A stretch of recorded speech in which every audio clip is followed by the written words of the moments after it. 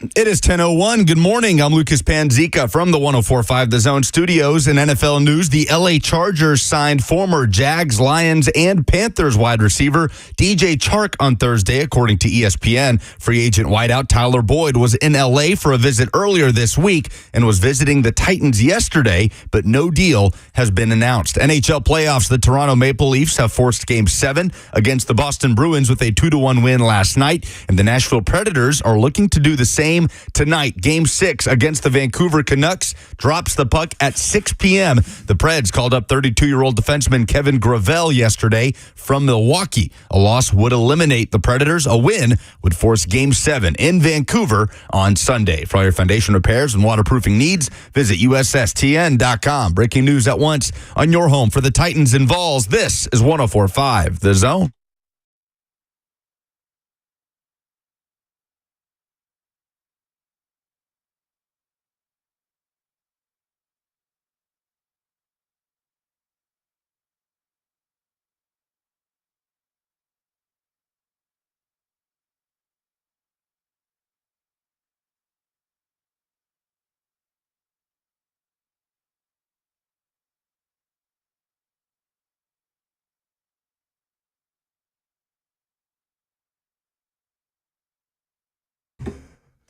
Game 6 live show, all kinds of good vibes. It's a Friday, baby. You made it. Welcome into 104.5 The Zone. Thanks for hanging out here with us.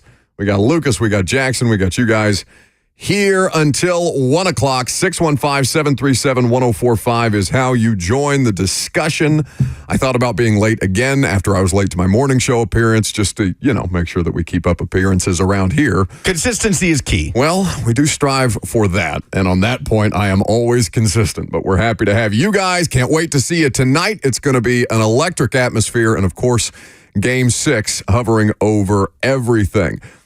Preds playoff series, the opening playoff series for the Predators this year continues against the Vancouver Canucks tonight. You're going to have 3HL down there broadcasting live. Make sure you wear the appropriate attire because there is expected to be just a little bit of weather.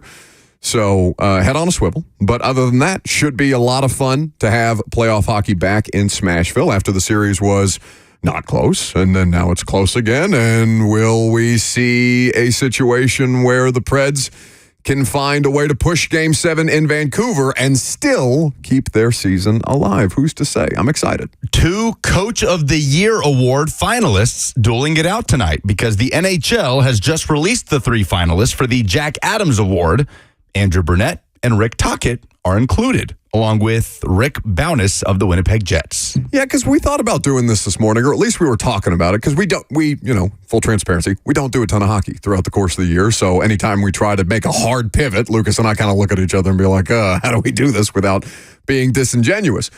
But I do think that the discussion around Andrew Burnett in year 1 as this playoff series is still ongoing. And of course, how it finishes will very much be a part of the discourse. But before it ends, things feel like they're at least in a good place from moving on from John Hines and now with Andrew Burnett as the Preds head coach. He had the good vibes about Trotz coming back. Then he brings back a former player who's had now experience as an interim, now a full-time here in Nashville, an interim with the Florida Panthers, now the full-time head coach here in Nashville. And he gets a team that none of us really thought was going to be in the postseason into the postseason. Preds probably, if they're not, outright the most unlikely team to make the playoffs this year in the NHL?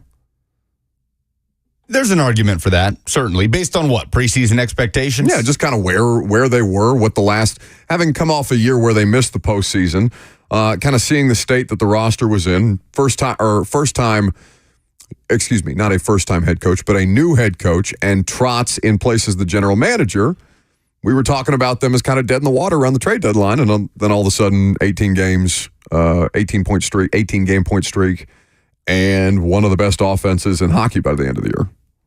Yeah, that's fair. I think that's fair. Just a completely new era, top to bottom. And they're not the only team in the NHL playoffs that can say that. But as far as the build back that they were tasked with and the point they were at in the midseason where it was, okay, playoffs probably not going to happen for this team.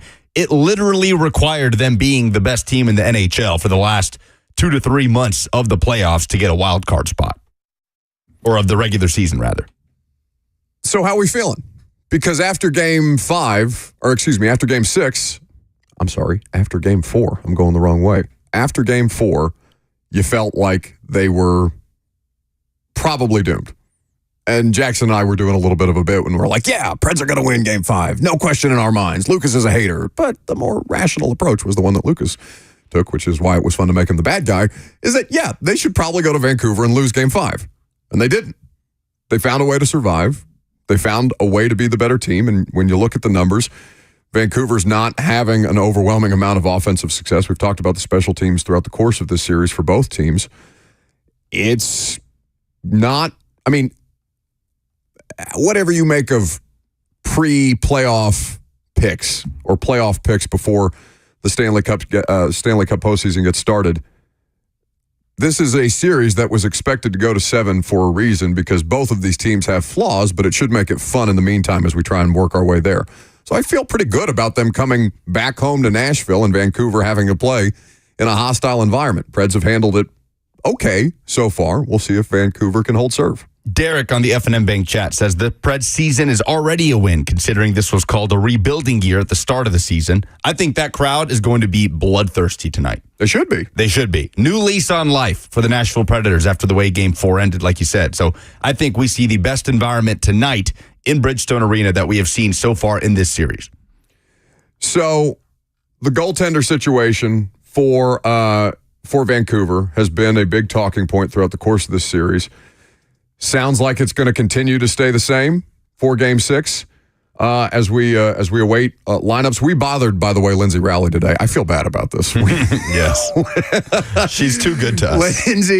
Lindsay told us she's got morning skate going on right now. At some point, she said she's going to try and find a way to get to the radio station and talk about this hockey game with us to make us smarter about the matchup and kind of where the vibe is, having spoken to the team. But it's a terrible thing to do to Lindsay Rally, what we've asked her to do today.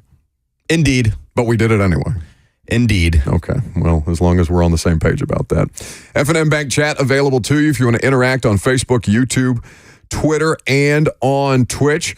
So last home game, you have all the environment. You have all the different hype components. You've got Lawan. You've got his daughter upholding the tradition of the chug. You've got the catfish with Will Levis and Lloyd Cushenberry. You've got Little Big Town singing the anthem after what was not the best. Do you feel like Colby Calais was unnecessarily criticized for her anthem? A lot of slander towards Colby Calais for her anthem. Not because it was bad, right? Or because it sounded lovely.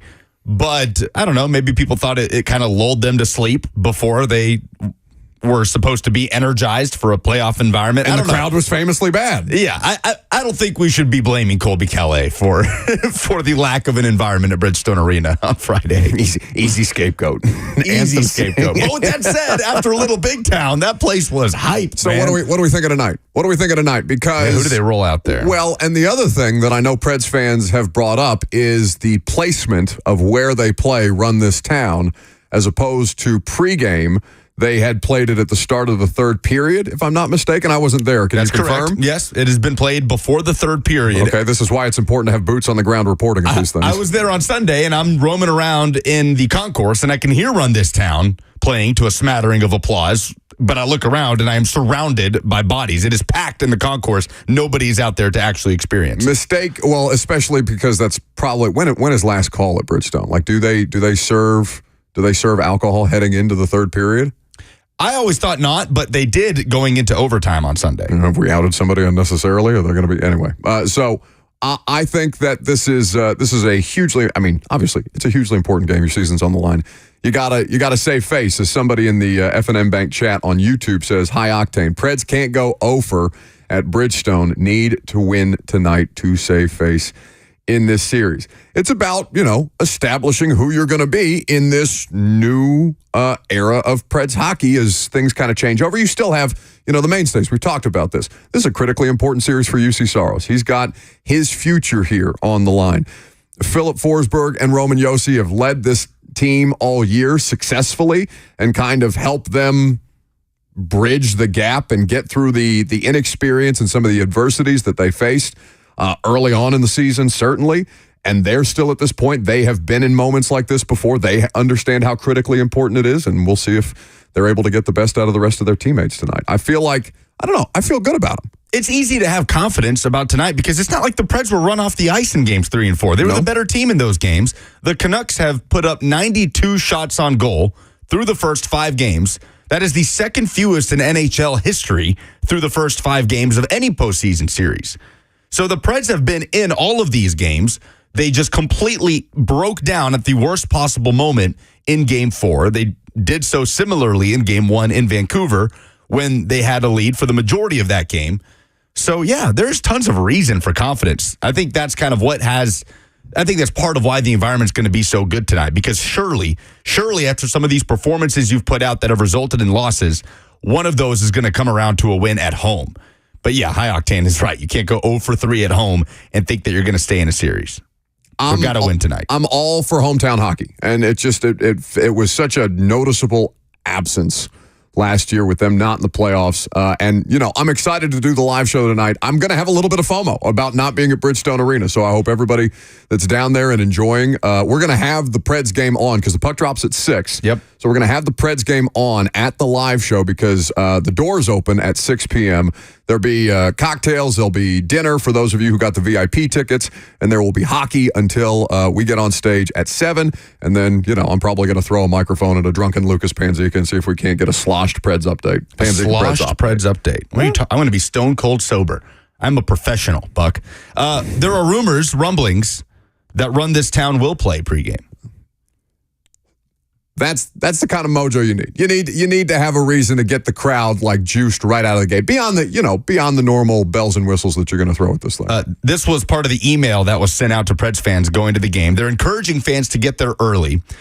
And there's an excerpt at the bottom here. It says the pregame playoffs show is at 5:45. So the fact that they will have a playoff show on the ice, which they have not done in the first 2 home games in games 3 and 4, you know what I'm talking about? Like the optical, I don't call it an optical, you know what I'm talking about, on the ice. So, well, this is an audio medium, and the audience is probably looking at you or listening to you thinking, what the hell is he talking about? It's like when they have like the light show and videos that play on the ice, basically using it as like a projector screen. It's awesome. They didn't do it for games 3 and 4. See how much better you did there? And there's an excerpt at the bottom of this email that says the pregame playoff show is at 5:45. It says, run, R-U-N in all caps, to your seats by 5:45 p.m. for the best pregame playoff show in town, capitalized T-O-W-N.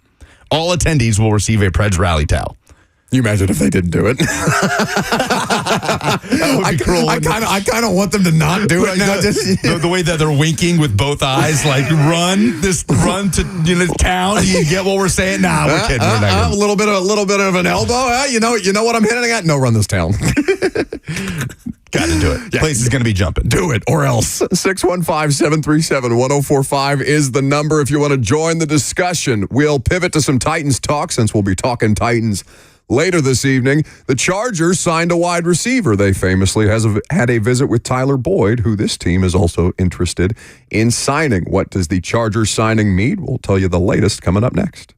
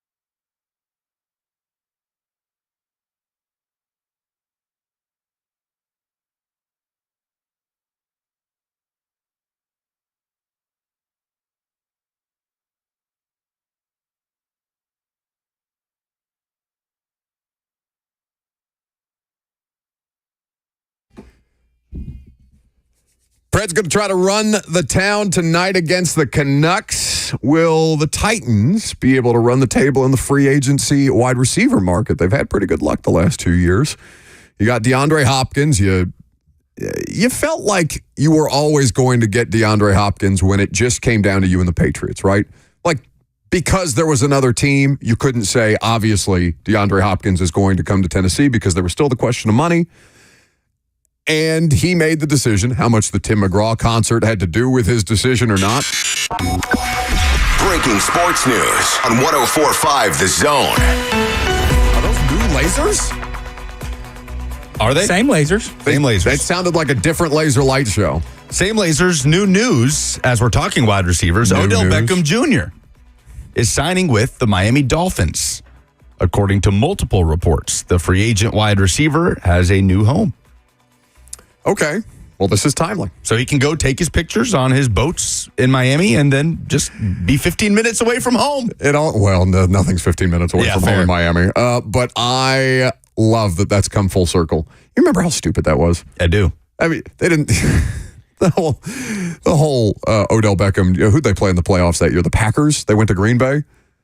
It sounds right. Anyway, I think that OBJ at 31 going to Miami makes sense. His fifth NFL team. He was okay for the Ravens last year. I think Burt would have liked him back in a perfect world, but Baltimore decided that they were going to basically pay him money to go away. 35 catches, 565 yards, 3 touchdowns.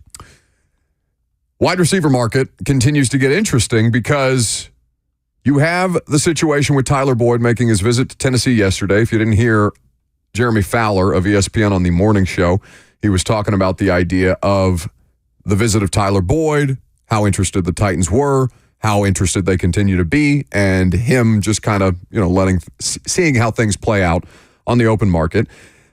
But the other team that he visited, or that he has at least been reported to have visited, is the Chargers, and they agreed yesterday with DJ Chark on a 1-year deal worth up to $5 million per Ian Rappaport of the NFL Network. So they let Boyd leave the building, and they signed a younger player for decent money, $5 million, up to $5 million, so incentive-based, and I haven't seen specific guarantees on it yet or not. They may be out there. I just haven't seen them come across my timeline. You want to know Odell's money? I would like to know Odell's money. 1 year worth up to $8.25 million. Both Ian Rappaport and Tom Pelissero saying that Beckham could have made more elsewhere, but felt this was the best team for him.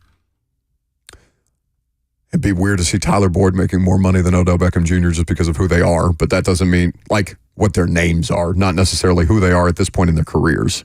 Boyd, been more productive the last few years. Yeah. Younger by 2 years. And in demand because he's going to have the opportunity. Just because he left here without a contract doesn't mean that the Titans should be counted out. Agents at this time of year in the post-draft are going to advise their clients, hey, just try and take as many meetings as you feel comfortable taking. Don't overdo it, but you're going to have options here. This is going to be the best amount of options that you have in the post-draft free agency at this level of free agent, right? So, don't rush anything. Take your time. See who's got the best fit. See who you vibe with the best, and then make your decision there. But make sure you take the visits. So I assume that Tyler Boyd and his representation are going to try and get another visit before making any kind of a contract decision. I'd still expect it to be wrapped up, in the next couple of weeks. Do you know anything about how that visit went? Went well, from what I understand. He has a good relationship with Brian Callahan, and this is something that they continue to extend. I know he enjoyed. He got in the night before last, and then spent the night in Nashville, had the day to visit with the team, and, enjoyed the time here. Didn't necessarily sound like they had any kind of contract terms agreed to, based on my understanding, but that doesn't mean that those conversations can't be continually ongoing between the representation and the team. You think you took him to Hattie B's? He should have. That's how you keep them. I mean, that's how they keep us. Absolutely. Hattie B's can't keep us away. Did you go to Hattie B's yesterday? Is that what you're thinking about? Are you thinking about chicken? I'm always thinking about chicken. Okay, very good. Well, listen, we can talk about this a little later, too, because it's a part of my Friday Fire. But there are a lot of things to like about where Nashville is as a city right now, especially if you're a 30-year-old at this point in your career, and it's a team that's got real money. This is the thing. $5 million for DJ Chark, or up to $5 million for DJ Chark, very reasonable deal. OBJ, I think, for what he's going to do in Miami. And I'd be curious to see if he has escalators based on, do you hit a certain amount of catches? Do you hit a certain amount of yards, certain amount of touchdowns? What have you, the way that Hopkins' deal is structured. I'd be curious to know what that looks like. But I think with Boyd, you can give him substantial guaranteed money, and he's worth it. He's worth it here, isn't he? I think so. Absolutely. I think we can all agree upon, and it's just in theory, right? We're just talking about numbers on a depth chart on a piece of paper before they actually hit the field. But with that as that baseline of discussion, he makes a ton of sense here.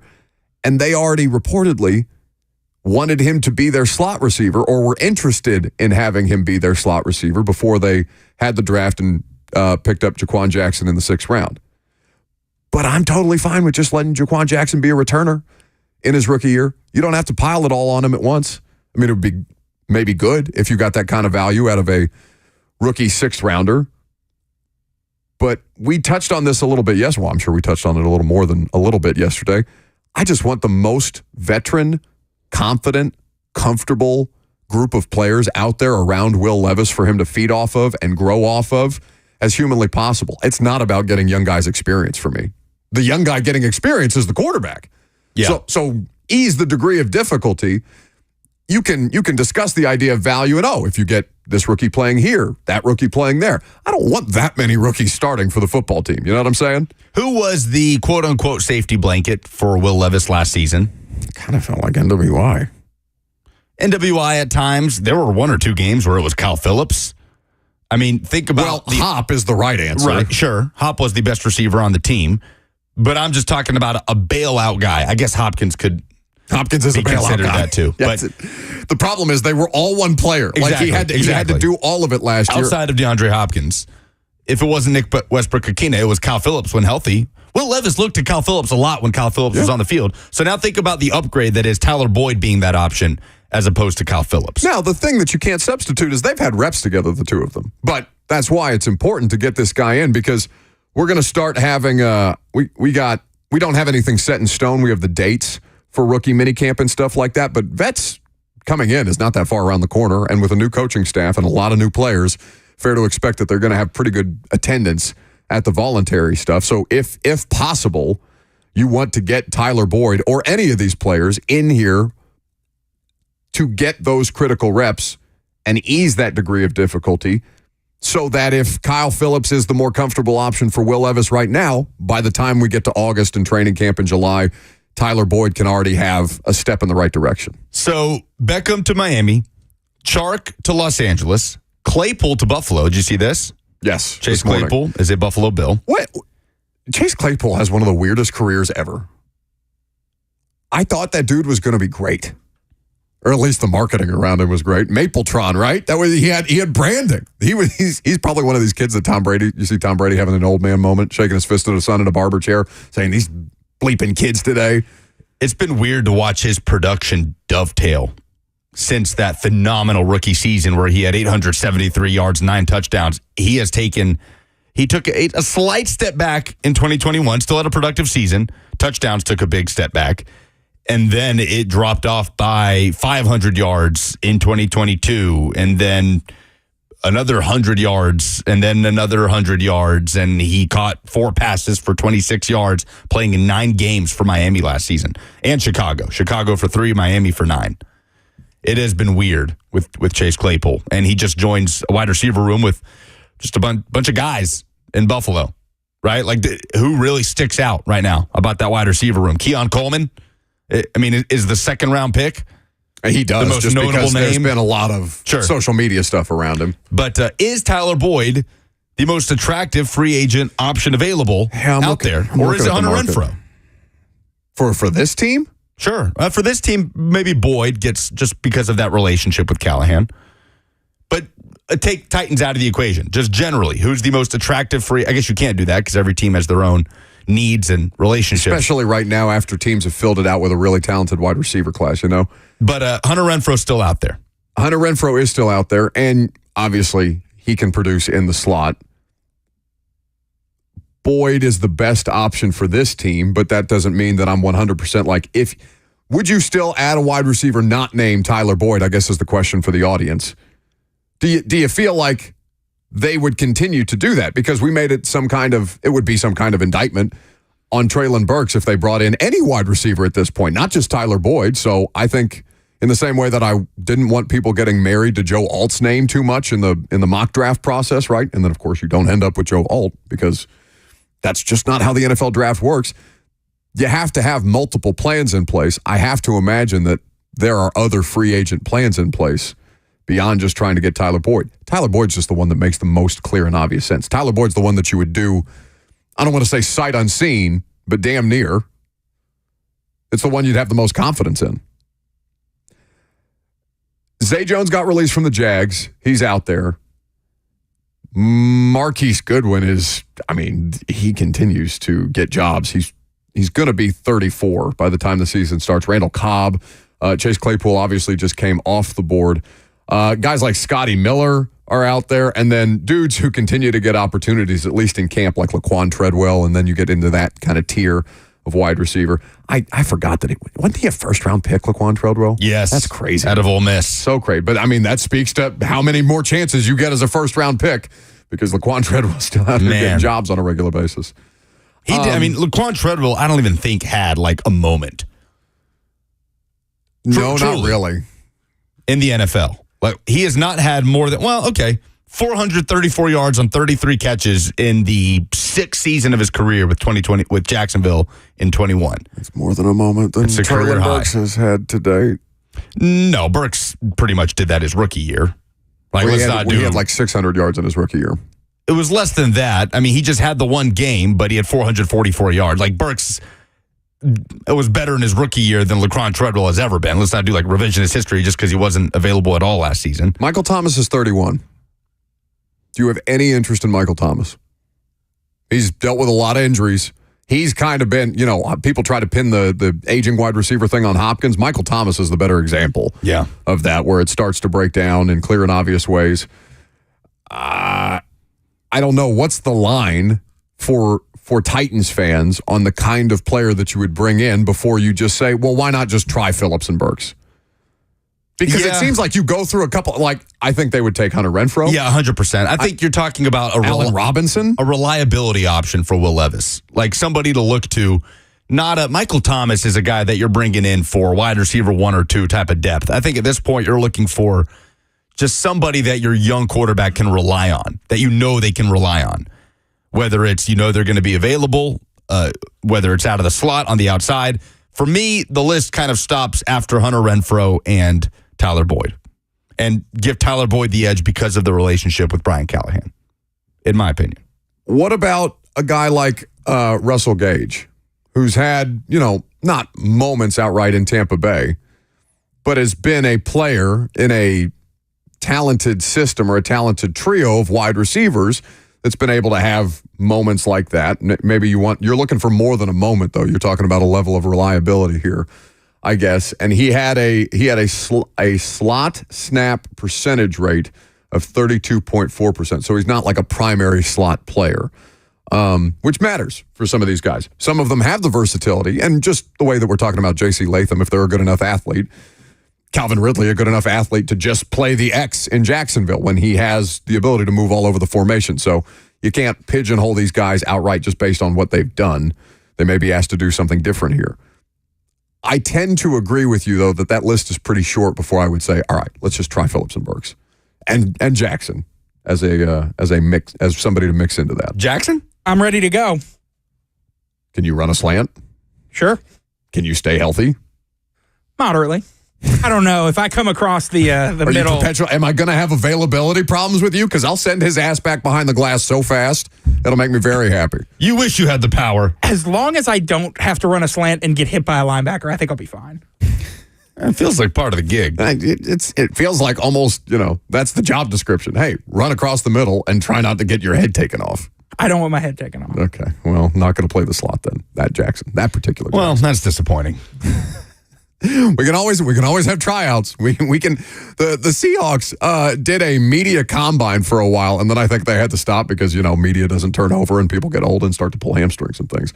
I don't think that would go very well for Titans media. I think that would be an outright disaster. A quick reminder that we are doing the event tonight for Leukemia and Lymphoma Society, and we're really fired up about it. And we are going to have the opportunity for you guys to add Greg Cosell, Ask Greg Cosell, and Titans GM Rand Carthon questions. The best way to get your question asked is to donate to the Leukemia and Lymphoma Society. I have a live tab of names running for people who are going to jump to the front of the line tonight to be able to ask those questions. So Jackson will do me the courtesy of dropping that link in the live stream chat, and I'll tweet it out for you at Buck Rising. So don't forget, before you come to the live show tonight, to make sure that you drop your donation if you have a question for Greg and the GM. And I'll just get the hell out of the way.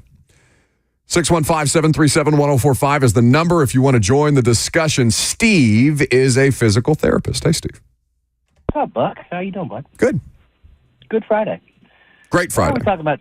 It is a great Friday. Why are we talking about spending money on receivers we don't need? Oh, I kind of like the idea of spending money on receivers that you don't need. That's a great problem for a Titans fan, though. When's the last time the Titans did that? No, the point I'm trying to make is this. Why don't we spend it on linebackers? Have you seen our depth still? It's shaky. It's awful. It's a little shaky. Terrible. Buck, you could go play linebacker right now for the Titans. I think you're vastly overestimating my abilities, but I'll take the compliment. Can you put a helmet on? I can. Can you run 20 yards? Allegedly. Allegedly, you would be the backup. Be me and anyway, Dr. That's Gibby. my point. It's just see what you get out of Burt. See what you get out of Phillips with the new coaching staff. I mean, you're not even mentioning Kadarius Jackson. You did mention Jackson. You're not even mentioning Colton Dowell. Not that I think he'll produce. And then the guy this year from Tulane. Well, let me ask you a follow-up quickly, Steve, because I'll hear your argument on safety, but the linebacker market is kind of terrible right now. Like, it wasn't that good to begin with, so would you rather that? Because I get your point. You do have job openings outright before you're talking about depth, but the wide receivers are going to go fast. So if you want in this conversation, because we're not talking about depth, we're talking about a starting player for you that will make your offense immediately better. I'm not saying that you can't still spend the money on the safety. I'm just saying that you have the money to spend on both. I disagree because I don't think they're going to start. There's one ball. They got Pollard, right? They're going to use him. They got Spears. They're going to use him. They still only have one ball. They've got to use D-Hop. They're going to have to make him happy. They're going to have to make Ridley happy. You're not going to start that guy. He's going to come off the bench. Just see what you got in the rest of them, and when they make cuts, look at a linebacker. It was very aggressive with the music that you did to Steve there. I'm sorry, Steve. Jackson has an iron fist with the music. Indeed. We appreciate the call. Who are you going to spend money on at linebacker? Is that Cunningham? Oh, no. Right? Like, it's easy to say, well, need, so spend money there and not this place where you but can we get him an elbow replacement? Like, if we just get him a new elbow, I could do the Zach Cunningham thing again. There's nobody to spend money on at the linebacker position. That's my thing. Like, it's an overspend on a linebacker that's bad just because you feel like you need more numbers at linebacker than you do at wide receiver. Versus a wide receiver that's good and can elevate your offense and just make you deeper there. And I disagree. They were talking about starting him anyway, or the idea of him being a starting player in a new-look offense. And to the idea of targets, brother, we're not talking about your 2023 Tennessee Titans. They're going to throw the ball around. They are going to be they're not going to be Cincinnati outright, but they're going to look a hell of a lot more like Cincinnati than they did like the Tennessee Titans last year. Look at Jackson bouncing up and down. He's excited. I think we may have a Lindsay Rally appearance. Uh-oh. She got anything in her teeth? Find out next. Uh-oh.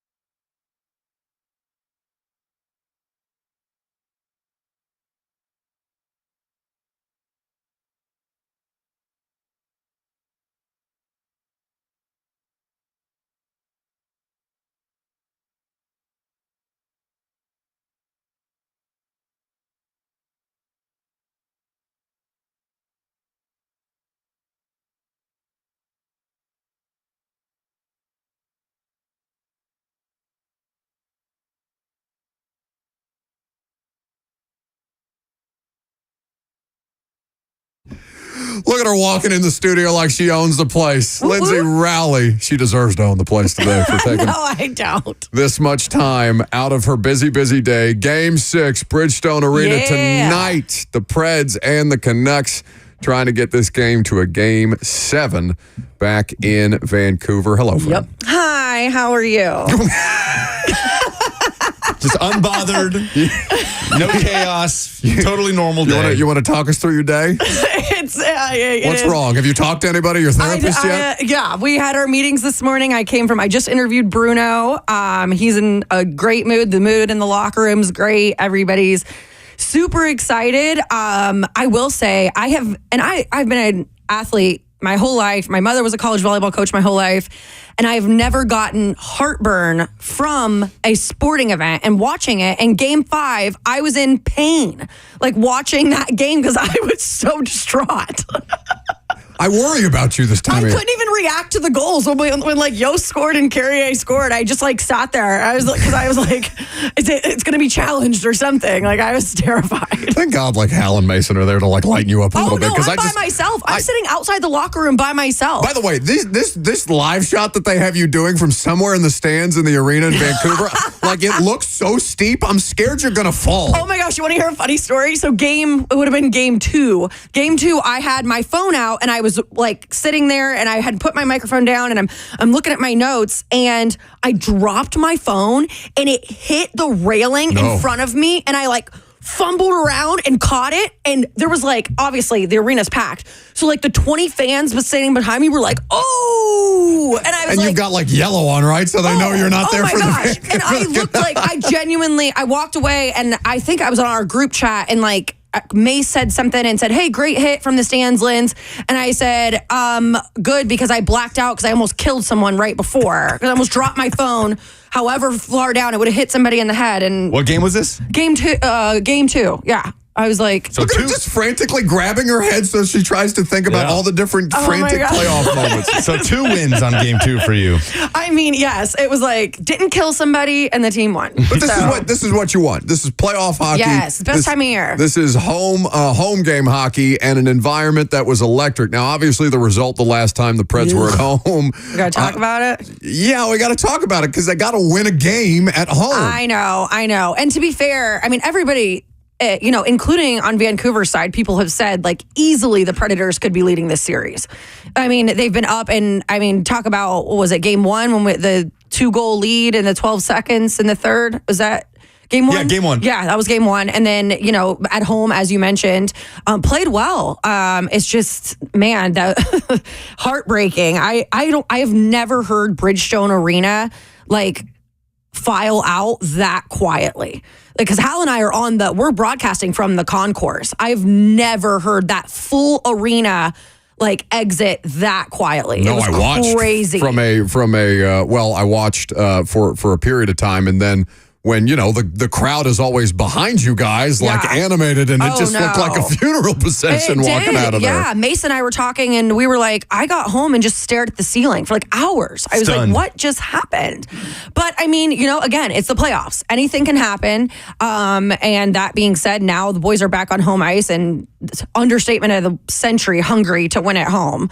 So I think they're going to come out. This morning, Bruno put it best. He said, I think we've gotten to our game every single game, but we haven't gotten there soon enough, in his opinion. So he wants them to get to their game early and hopefully use the crowd, because I'm sure it's going to be rocking in Bridgestone tonight. Do you want to apologize to Lindsay for thinking that the Preds were dead and buried in Vancouver? I did, Lindsay. Against them? I was there on Sunday. A lot of people did. To be fair, a lot of people did. No. Don't let him off the hook. Don't let him off the hook. I was one of the quiet masses filing out of Bridgestone, just absolutely stunned, not knowing because that game was Vancouver takes the lead, right? And then just the way the Preds controlled that game for 57 minutes of game time, just absolutely stunned. I didn't know how you come back from that. Yeah. And I don't know either. I said it because I was talking on our show to Hal and to Mace, and I said, it's not that I don't believe it can be done, because it's been done before. Teams have been down 3-1 and come back, and I mean, look at the Bruins and look at what happened now this year. It would be the first. Did you see that stat? The first time ever an NHL and MLB NBA that 2 years in a row they would lose, like being down 3-1. What is going on in there? I don't know. What is going on? And I was wrong. Look, they're trying to do a thing to embarrass me, and they end up embarrassing themselves in the process. Can we talk hockey? We don't have Lindsay here for long. What is the impact of... I feel like a scolded child. Me and Jackson are back here plotting. Falling flat on your face. That's not my fault. I want buttons back here for myself so I can hit the buttons myself. Can we please try to learn something here? What is the impact of Kevin Gravel, the veteran defenseman coming up from Milwaukee? Damn it. I don't know. I'd be a little surprised if he's in the lineup, to be honest. But they definitely need healthy bodies. So, and we saw that last game with Luke Shen taking warm-ups, and then I remember we were in a commercial break, and Chris Mason turns around and goes, did Luke Shen just leave warm-ups? And we were all like on our phones trying to figure out what was going on. Again, we don't know if he's back healthy tonight. We honestly, and I'm not just saying this, we don't know anything about tonight's lineup. So I think Bruno's kind of going through morning skate and going through the day, seeing who, if any, if there's injuries or health issues or whatever it may be, who's going to be best for tonight. So your guess is as good as mine. Bruno said game time decision for Shen this morning, right? And he said, quote, subscribe to my podcast and I will tell you who else is ailing. Does Andrew Burnett have a podcast, or is he just I think he's just a jab messing. there? Yeah, I think he's just screwing with people. I love that for him. There is he actually made a joke in the media. That is a direct picture quote. Bruno doing that. You saw what happened with Pat Beverly, right? Actually, he might have been in a mood this morning. He did joke with me in my one-on-one. I asked him what he liked about the power play, and he said, we scored. And then he laughed. So the vibes are good. Vibes are good. I love it, Bruno. I love it when Bruno makes a little, because you don't expect it. Well, Pat Beverly was being interviewed last night by media and said, no, you don't subscribe to my podcast, so you don't get the answer to that. So maybe he's doing a bit. I don't know. He wasn't joking. He literally... No, I know, but I'm saying Burnett joking about the Pat Beverly. Oh, maybe that was part of it. And did you guys see Bruno's nominated for Jack Adams? That came out today. Him and Talkit. So, okay, so... The way that they have put this together under Andrew Burnett and Barry Trotz, and obviously Poyle still working in a different capacity, but very much involved in the construction and maintenance of this team. The job that they've done, how would you describe it? Given that, Lindsay, I didn't think they were going to make the playoffs this year. No, nobody. To be fair, nobody did. I think they've done an amazing job. I mean, they've exceeded all expectations. Still able to pick up a Norris nomination, a Jack Adams nomination. I think they've done an incredible job. And I think Bruno says this all the time, that he knew going in with the system he was bringing, it was going to take a while for the team to really buy into it and get into a groove. And it did. And once it clicked, they went on that 18-game point streak after the U2 debacle. And now they're finding themselves in a position to fight to make it to the second round. Oh, I'm going to say no. God, I just don't know how you bounce back from that collapse. Non-believer. that just feels like something that'll... non-believer among us. Generational hater, Lucas Panzica. I don't know, man. Noted detractor of the Nashville Predators, Lucas Panzica, down on the Preds in Vancouver, in a big spot. Lives on their lot. Life on the line? I was there on Sunday, all right? Don't try to turn this on me. I was there on Sunday. I was wearing my Nashville Predators gold. It's all your fault. I don't know. I don't know how you bounce back from that, man. It's that kind of collapse, and the way that everybody left that building stunned, players and fans. Rogers Arena is going to be rocking today. This series means so much for the Canucks. Maybe the Preds dig it out and force them to come back. Vancouver certainly doesn't want to come back to Nashville, but unfortunately, I think there are handshakes tonight. Go ahead and pick against him again. Are you in front of Lindsay Rally. Go ahead and pick against him again. Is that worth it for you? Do it. Lucas, a lot of people felt the exact same as you. And all your points are valid. Rogers was rocking, and they did want to close out. And it is a big series. I'm telling you what, I'm wondering who they're going to start in net tonight. That could be a backbreaker, depending on if a goaltender... Because, Demko was a huge part of their success throughout the season. And now, if it's me, you go with the veteran into Smith. But, Talkit has loved Shelovs. So I don't know. I just don't know if you put a young kid in that situation. It's got to be tough from a broadcaster's perspective to have no idea. Oh, no. Any of these we games. have no idea. Yeah. We had no idea when Shelovs was coming in. We thought it was just Smith was healthy. And then all of a sudden it's like, okay, this kid's making his NHL playoff debut. But yeah, no, it's going to be interesting. I think we're all going to be eagerly watching warm-ups like everybody else. At Lindsay Rally is where you follow her. You can watch her on Bally Sports, the Yes. Preds, and the Canucks. Game 6 tonight in Smashville. They're going to be. What's the setup for you guys? Are you going to be out on the plaza? I know Unfortunately, there's a it's little bit supposed of to weather. rain. Yeah, so we'll be on the concourse, but yes, we will be on Bally Sports. So make sure to tune in. We'll have exclusive coverage. There it is. Thank you so much for coming by. Oh, you're welcome, guys. Love you. Even though we tried to make an absolute mockery of this segment, the three of you are how many of you are back there screwing this up? How many of you? Just two of us. That's just picturing the SpongeBob. Like, what's his name? It's What's his name? unbelievable how hard it was to get that bit off the ground. Got a break.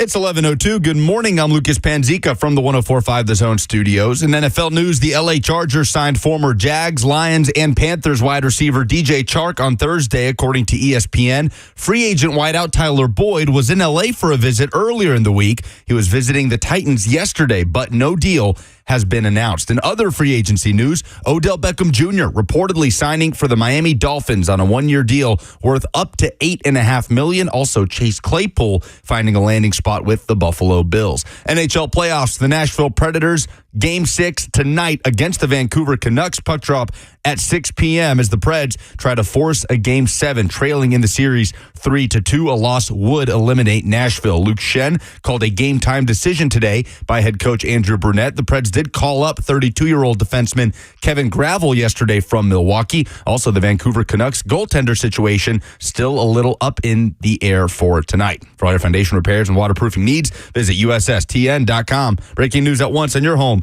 for the Titans and Vols. This is 104.5 The Zone. In news that it will be Artur Silovs starting in goal for the Canucks tonight in Game 6.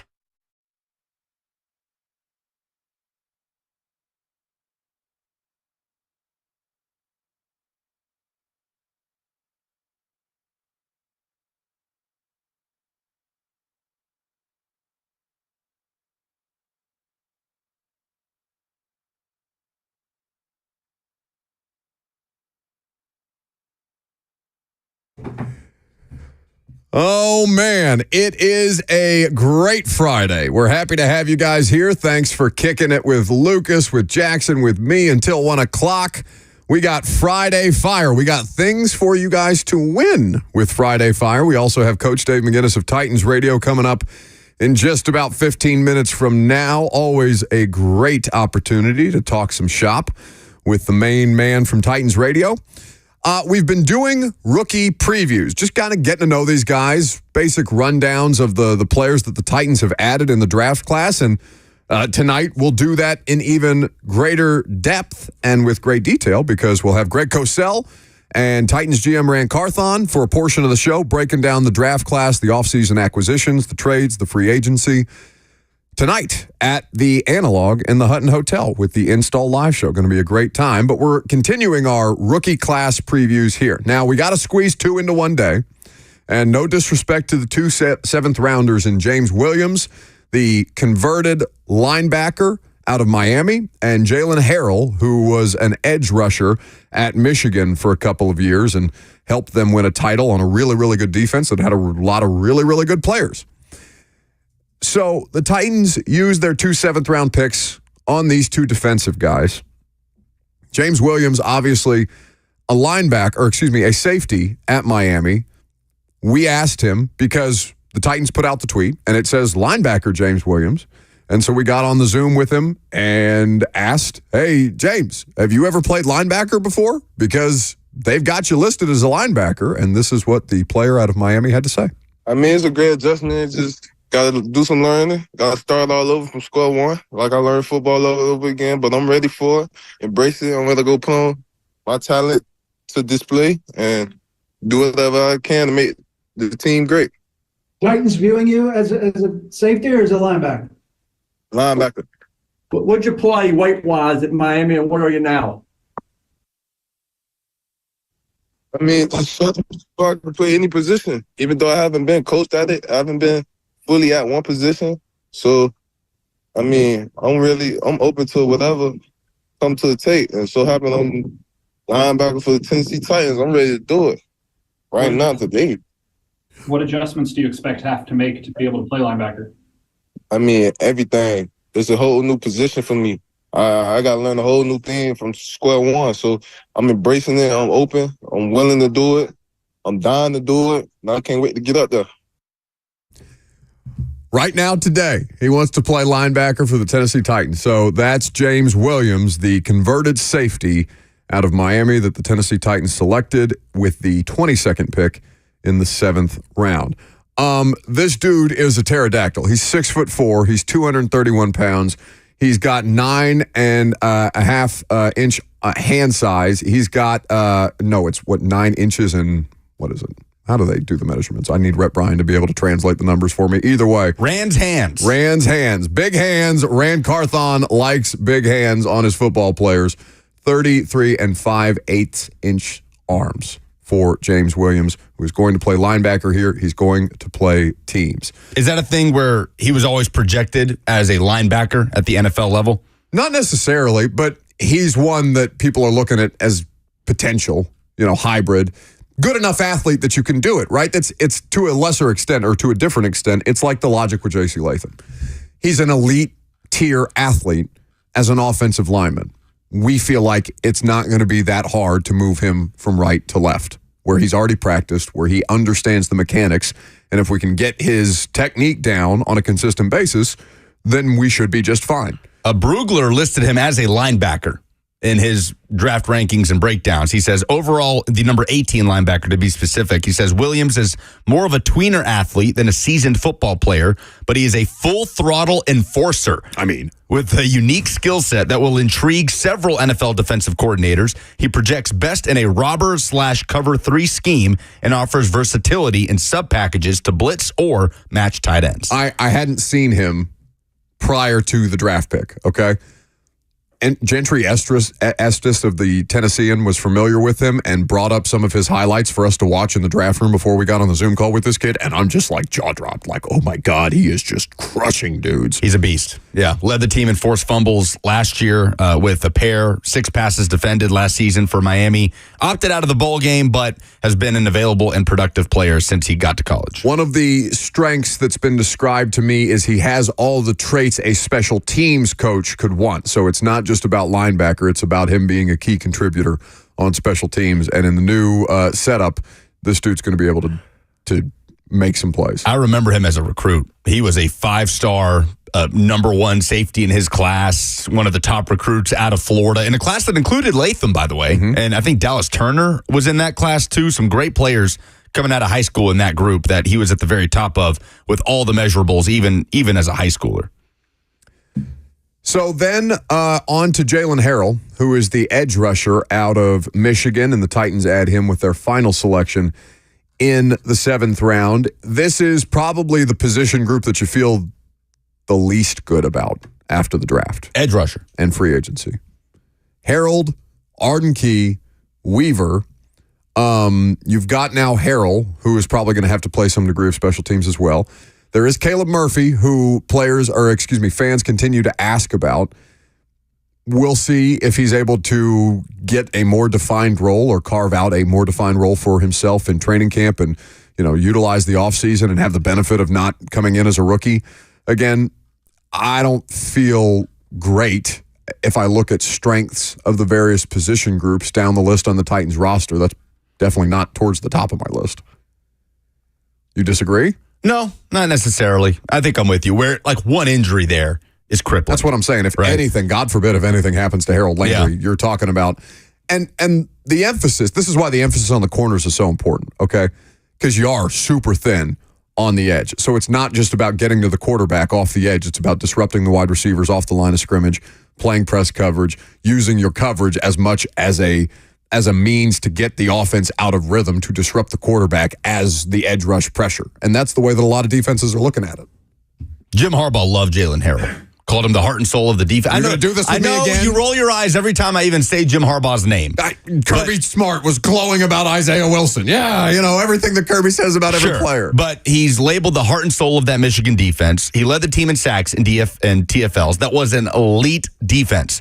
And what you loved about that defense, too, it's like we keep forgetting Michigan was not compiled of a bunch of 5-stars, right? Like Michigan never did the super team thing out of high school stuff that Alabama did for years and years, that Georgia's been doing, that Texas is doing now. Like Michigan has always been kind of middling outside of the top 10 in those 247 Sports composite rankings.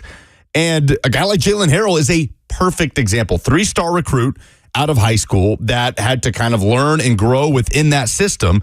And by his final year at Michigan, he's leading the team in sacks, has double-digit TFLs, and is a major leader in that locker room during a national championship winning season. Now, the way that it's been posed to me, just asking questions about all the draft picks to people, is what we need to find out at the next level is, was he a primary force in a good Michigan defense, or was he the beneficiary of a lot of good players on a Michigan defense that, to your point, were not highly recruited, but came together well as a defense, collectively as a unit, and played at a really high level? To a degree, isn't that kind of a question for a lot of Michigan players? Oh, sure. Like J.J. McCarthy, that's Blake Corum. Like we talk about that with most of these Michigan prospects. Harrell is 6'4", 250 pounds, 33 1/4 inches arm length, and a hand size of 9 3/4 inches. Big hands. Theme of the draft class. Not just beef, big hands. So, those are the final 2 picks in the Titans rookie draft class, and we'll talk about the entirety of the rookie draft class and now how it's all going to come together with Coach Dave McGinness of Titans Radio coming up next.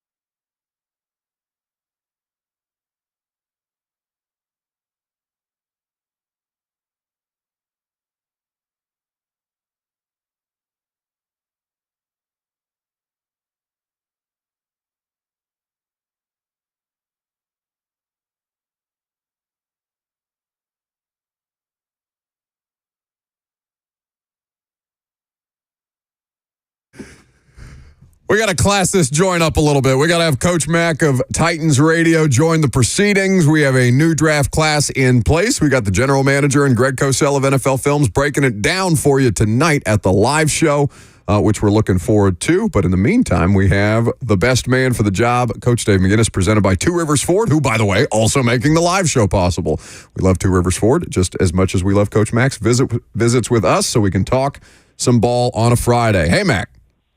Hey, Buck. Yeah, that LLS is a great organization. I mean, this is a very worthwhile cause. You know, I was, and I know 104.5 The Zone is involved in it. You know, very heavily has been. I was involved with Hutton's. I went to Kayla's last year. I won't be able to be at this one because I already had a prior commitment that I'm getting ready to leave as soon as I get off this phone with you.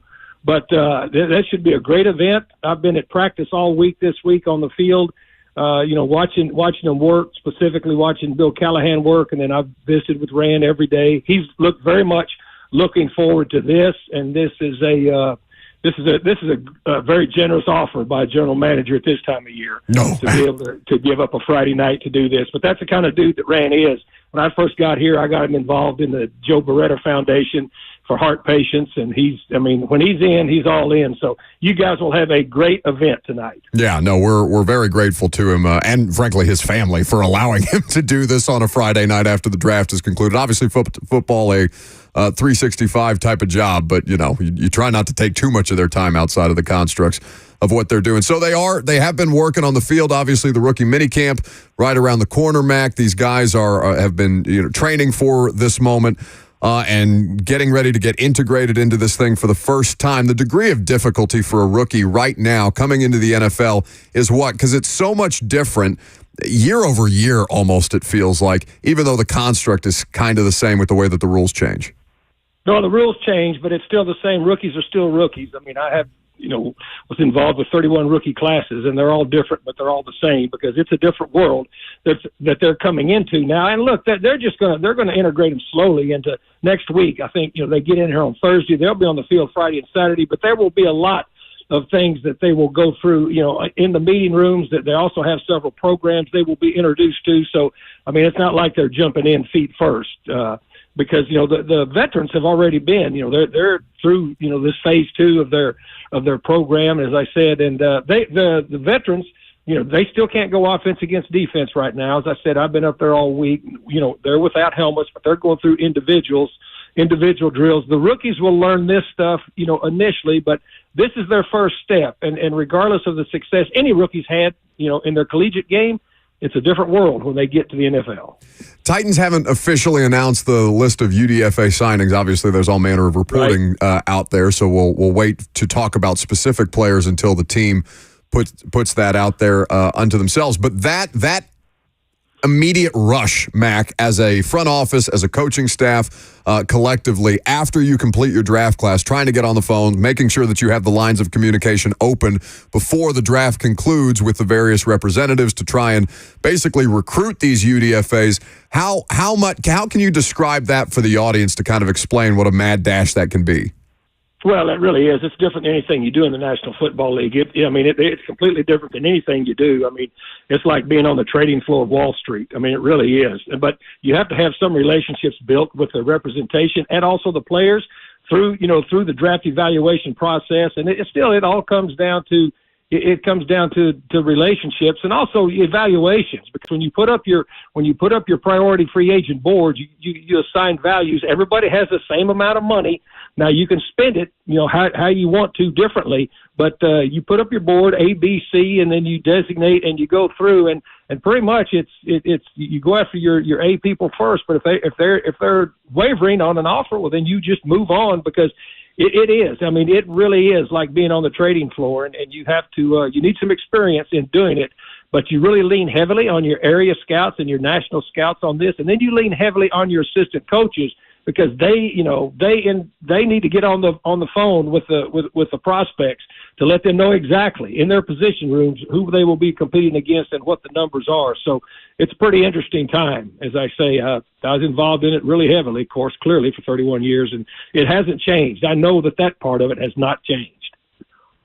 Coach Dave McGinness of Titans Radio here with us on 104.5 The Zone. We're talking prospects, well, less prospects, now pros, because the Titans are working to complete their rookie class as they continue to sign UDFAs after drafting some players, 7 guys, last week. His visits with us presented by Two Rivers Ford. Coach, when it comes to Jalen Harrell, the 7th-round pick out of Michigan, obviously he comes into a position group that has some need in terms of depth. As a 7th-round pick, with that situation on the roster, with his position group, what are the next few weeks like for him in terms of what he'll need to prove, whether it's to outside linebackers coach Ben Bloom, whether it's to defensive coordinator Denard Wilson, understanding that he is a 7th-rounder, what are the things Jalen Harrell has to show here in the coming weeks? Well, I mean, it's going to be a developmental process for him. I mean, in the 7th round, I mean, to me, he comes in trying to earn a spot on special teams and as a rotational edge player. And this roster isn't complete yet. We know that. Rand Carthon has said that. It's going to take, talent acquisition periods to get this, but they've filled some spots, and Harrell will get a chance to come in and compete. But the first thing he's got to do is prove that he's able to absorb what they're teaching him technique-wise. Technique is what's really interesting to watch when these rookies come in, because they're learning things that they had no idea even existed. As far as technique specific to what position, they're going to play. But he was a very productive player, at Michigan. As, with the national championship team, they had a lot of guys that were really good football players. May not have been the 5-star guys coming out, but they formed a pretty good team together. I thought he was a very productive player, and I viewed him. We had him in our 7th pod, which is right where he was taken on Rhett and my board. And, as an immediate special teams help, and then can develop into a rotational edge player. That's kind of what I see his role as. For James Williams as well, Mac, the transition, having coached linebackers your entire career, at not to the same extent as you and I and Jeff Fisher and Lucas talked about last week when we mentioned Latham and switching sides, and he's an athlete. They're going to move him over to the left side. It's not that deep, but all the media and fan hand-wringing is way overdone. For James Williams, moving from safety to linebacker, it's very, very intriguing. Obviously, he's got the size, he's got the traits, but what from your standpoint is the degree of difficulty for a player making that kind of transition?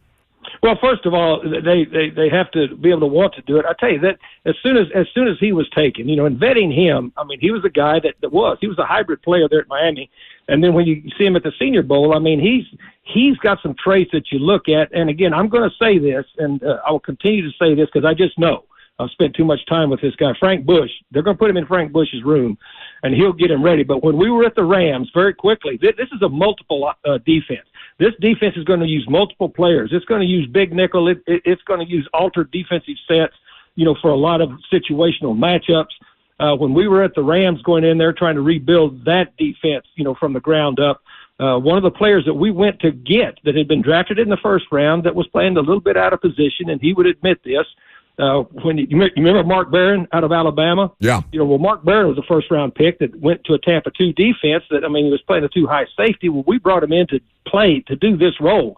Brought him in, told him what we wanted to do, put him in the linebacker room. He became a tremendous addition to that defense in that role. And so that's what Bush will be trying to, and of course, you're talking about a veteran player in Mark Barron, but you're talking about a guy that switched, from a 2-high safety down into that type of a hybrid player that we used in a lot of different ways. This guy's got some physical ability. I really like his length. I like his straight ahead, go ahead speed. He's a physical guy. But again, he's got the advantage of going into a room with Frank Bush. And he will. They've got ways they're going to use him. And again, when you're talking about a player taken down there in that spot, you want somebody to be an immediate help on special teams that takes some learning to learn the nuances of that. But this defense is going to be. I just know because I've been around this defense for a long time. On the inside of it, they're going to have They're going to have altered defenses, and you look for specific people to fill specific personnel roles. This is what they have in mind for this guy. Speaking of specific roles, post-draft free agency, obviously in full swing for all of the teams that have gone through the draft process and also working through the UDFA stuff as well. Titans could still benefit from some depth, if not starting caliber play at safety. We talk about off-ball linebackers and the youth that they've added to that group, and certainly offensive linemen, you can never have enough of them, at least that have played meaningful snaps in the NFL, especially with a team that's trying to remake theirs as much as the Titans are, or at least as much as the Titans can in one season. Mac, the post-draft free agency process, coaches obviously have a different role than the front office, but you work in conjunction. How much of it is just a waiting game to see how long players are trying to accumulate multiple offers and try and drive up their own value before ultimately making a decision with the team? Well, that's the climate you work in now at this point of free agency. There's different stages of free agency. This is the one now that you just mentioned, and that's what you do. I mean, it's a patience game. That's why it's important, first of all, to have experienced people, which Rand is, and he's got experienced people, working with him that are in the personnel world, and plus experienced coaches that know who these guys are. And also, I mean, the National Football League world is very small. I mean, and so you have to bring all of that together. But at the end of the day, I mean, you've got guys that are looking for, possibly their final contracts. You're looking for guys that are trying to maximize how much they can get, and plus, what their contributions can be where they go. So it's a waiting game, both for the representation and for the players. And so you have to have some patience. This is it's just like free agency, the big wave that starts. You can't panic and jump. You've got to be able to, what do I always say, keep your powder dry and just let things work out like they need to. But there are holes that they need to fill, and they said they were going to. And so we just got to wait and see. Coach, you were talking about Frank Bush as it relates to James Williams, but when it comes to Cedric Gray, the phrase green dot just has continuously been brought up. Rand Carthon answering questions about it. Gray himself, he'll certainly have that opportunity, but is that even part of the discussion right now with Gray getting acclimated? Like, is that the process they are going through with him to see if he'll have that capability, or is that just a way further down the road thing for Cedric Gray as he comes into rookie minicamp? No, he's right in the middle of that. I mean, I really like this player coming out, and of course, being with Frank Bush is a huge guys. The green dot thing is a little bit overstated. All right, we're going to do something real quick. I know this is radio, so it's an audio medium. You are my linebacker. Are you ready? Are you ready, Lucas, for this? I'm ready, Coach. He's in a stance. He's ready, man. I've got you in the headset, and I want you to repeat exactly what I say. Over 3 slide weak, kick strong. Repeat that to me. Over 3 slag weak, kick strong. That's the green dot. We're done. Let's go to the next one. That's it. Put me in. That's how hard it is. There is no green dot, first of all, in collegiate football. It's coming in this year. But, I mean, all you're doing is saying the defense in their ears. I mean, they finally let the defense have it after years of trying to catch up to the offense having it. It's easier than the smoke signals, hand signals, all the gyrations we used to have to go through to get a defense signaled in. This makes it simple for everybody. So you've just had the green dot in your ear. You just relayed the call. Let's play ball. Lucas Panzica, linebacker 1 on the depth chart this fall. Coach Dave McGinness, his visits presented by Two Rivers Ford, always good to make us smarter about things like that. Yeah, it's just there's so many things that people have to get unnecessarily worked up about in the post-draft, Mac. What a great statement. Right? You know what I'm saying? Because Rand Carthon, his body language slumps every time we say the words green dot with him now in a press conference. I'm tired. People want to know about these things, so you ask him the questions. But just to hear it put so bluntly as you have, I don't think fans get enough. Well, that's what I'm for. I mean, this is it. That's it. I've done it. That's it right there. And that's as simple as it is. It's made it so much easier to relay defenses. I mean, used to be when the offense had the green dot and we didn't. I mean, you used to have to change wristbands. You used to have to go, through espionage to try so that Peyton Manning couldn't sit back there and just get the call in his head and then start reading your mail with you trying to signal. Come on, man. Lucas just gave you the call. That's the green dot. Lucas just gave you the call. That's scary. The proposition of that is scary. But either way, Coach Dave McGinness. I wish I had somebody to tell me that it was that easy to play in the NFL, or I would have chosen a different career path. I didn't say play. See what happens, Mac? You give him a little bit of a confidence boost, and he just gets this God complex about him. No, when the ball snaps, he's in trouble. Yeah, no doubt. I'm no Bert. I'm no flat defender. Yeah, well, that's a whole different level of evaluation. Mac, have a great time at your event, your whatever you're attending this coming weekend. We will certainly miss you tonight, but we will have you there in spirit. And thank you as always for your visits and making us smarter. Buck, you guys have a great. It's a great cause that you're working for, and the people are going to love it. Have a great time. See you. Absolutely, the main man, Mac, making us smarter on 104.5 The Zone. You gonna go out there? Tryouts, training camp, we can do this. We tried to get you to field a punt from Brett Kern. You failed spectacularly. Failed miserably. I'm an idiot, and I was wrong. Oh, now it works. Sick. We're really going to run that one into the ground. You're lucky. You brought the attention back on yourself because I had forgotten about chewing out you and Joseph on air in front of an audience, and that just reminded me about our ineptitude in the first hour. Okay, nothing from the... Okay. What? What is that? Oh, he tried to send us to break. Did you send us to break? No, he tried. Anyway, this is going swimmingly. Okay. I want redemption from Brett Kern, by the way. From the show? Yeah, we need redemption after that. But I want redemption from another Brett Kern punt. I do. Brett can still boom it. Well, yeah. So I think I'd like another go at fielding a Brett Kern punt. Is it really that simple, though, when it comes to the Cedric Gray stuff? Like, he just told you it is. We're just the totally overblowing coach, it. Yeah. Who regularly cites his credentials and his tenure in the NFL of coaching specifically linebackers just told you, I'm going to give them the call. If he knows the call, he's going to tell the call to the other players who are supposed to know the call. Then they're going to run the defense. Then we play ball. But that's the thing. You don't want him to have to think more than that. How long is a play clock? You know what I'm saying? Like, you have this much time to get that communicated and get everybody in place while the offense is shifting around and motioning and trying to throw you off your game and get you out of position, this, that, and the other. It needs to be that succinct. And when they're talking about taking more off of Kenneth Murray or just allowing him to play more naturally, that I think is the kind of stuff that they're talking about. Because it's not every coach. Not every coach does it the way that Mac just did it with you, right? He put it on a baseline for people to be able to understand. Fundamentally, that's all it needs to be. But I remember, so Mike Vrabel's first year, Matt LaFleur is the offensive coordinator, interviewed for the head coaching job here, didn't get it. Mike talked him into staying, and then he went on after a year to be the Green Bay Packers coach. But I remember being on the sidelines of training camp practice and listening to Matt LaFleur rattle off just the longest play calls I've ever heard in my life. And I understand that they're offense and defense, and these are two different things. Offense going to have much, much more specificity to it. I'm surprised I actually retained the words Coach Mack said over the phone. I think you screwed up a word.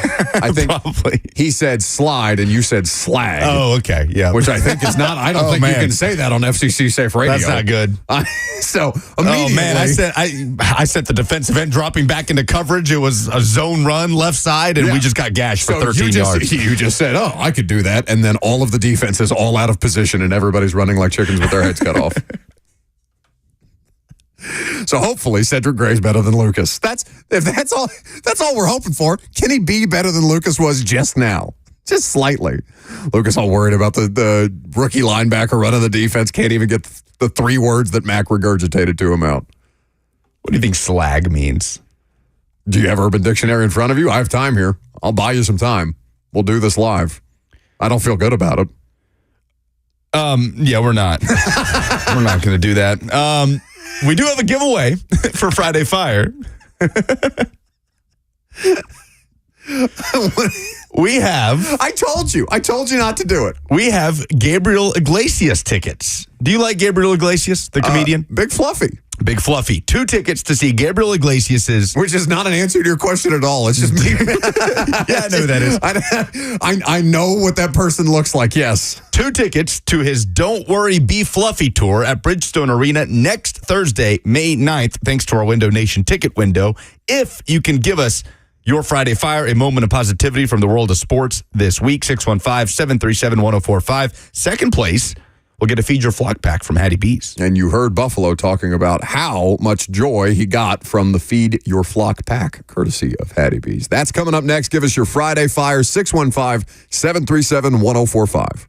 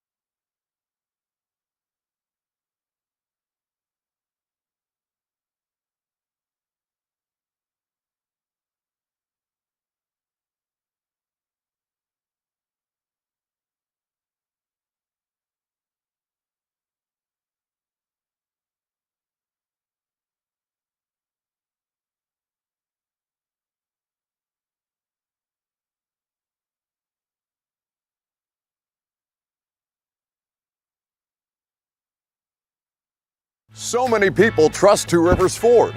Football players, working moms, business owners. Why? Because Two Rivers Ford has been doing business with integrity for decades. Two Rivers Ford, the South's most trusted Ford dealer.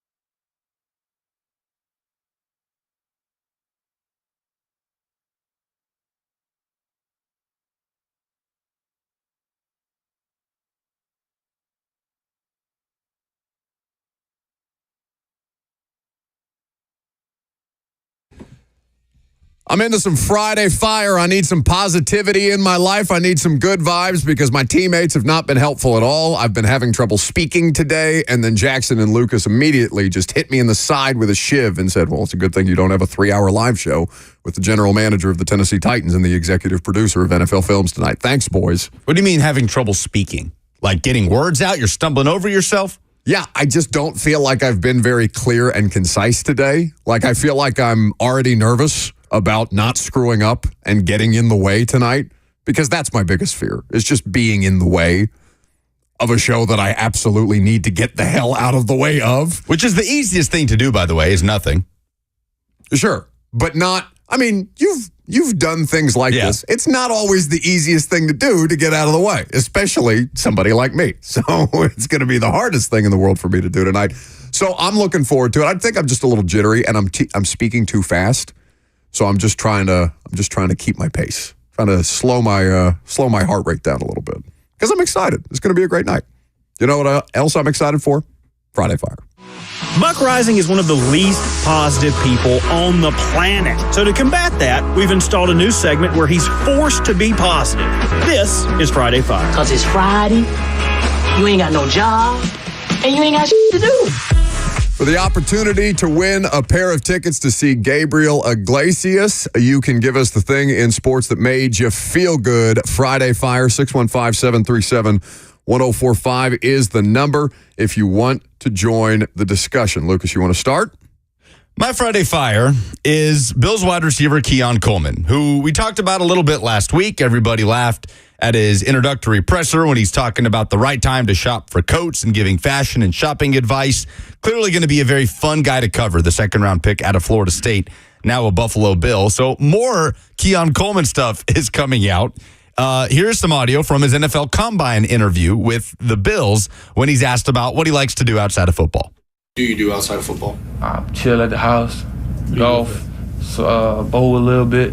You golf? I ain't no golf. I'm Tiger. Wish he could. I'm not Tiger Woods. Now. I wish I could putt and do all that. Them boys out there shooting 5 under. I ain't doing all that. I might take me 5 to hit just to put it in.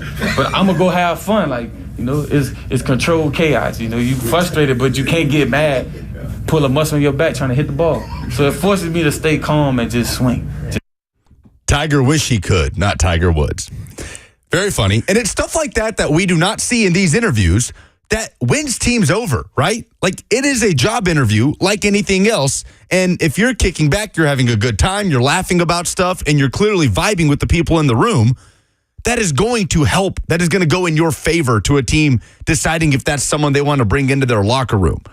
And it's another tally on the reasons why a lot of the pre-draft process stuff and rankings and draft grades can be so faulty, because we're not privy to any of this stuff. We have no idea what these guys are like in a room, who they're gelling with, who they're not. Sometimes it works to teams' detriments, Isaiah Wilson. Sometimes it's somebody you want in your locker room, and it works out well. I don't know if Keon Coleman's going to be a good NFL player. He's got all the traits. Bills are going to need him to be a good player in that wide receiver room that is lacking after trading away Stephon Diggs. But it's stuff like that that we just don't know about in the pre-draft process that plays such a huge factor. Can you vibe with the guy? Like, can he get along with you, your team of executives, your coaches, the wide receivers that you're going to drop him into the room with, if that's his position, whatever the case may be? It's a good one. My Friday Fire is DeAndre Hopkins. DeAndre Hopkins clearly loves the city of Nashville, or at least what I've noticed about him, and it's not like, you know, just following him on social media, you can tell this, not even just covering him with the Titans.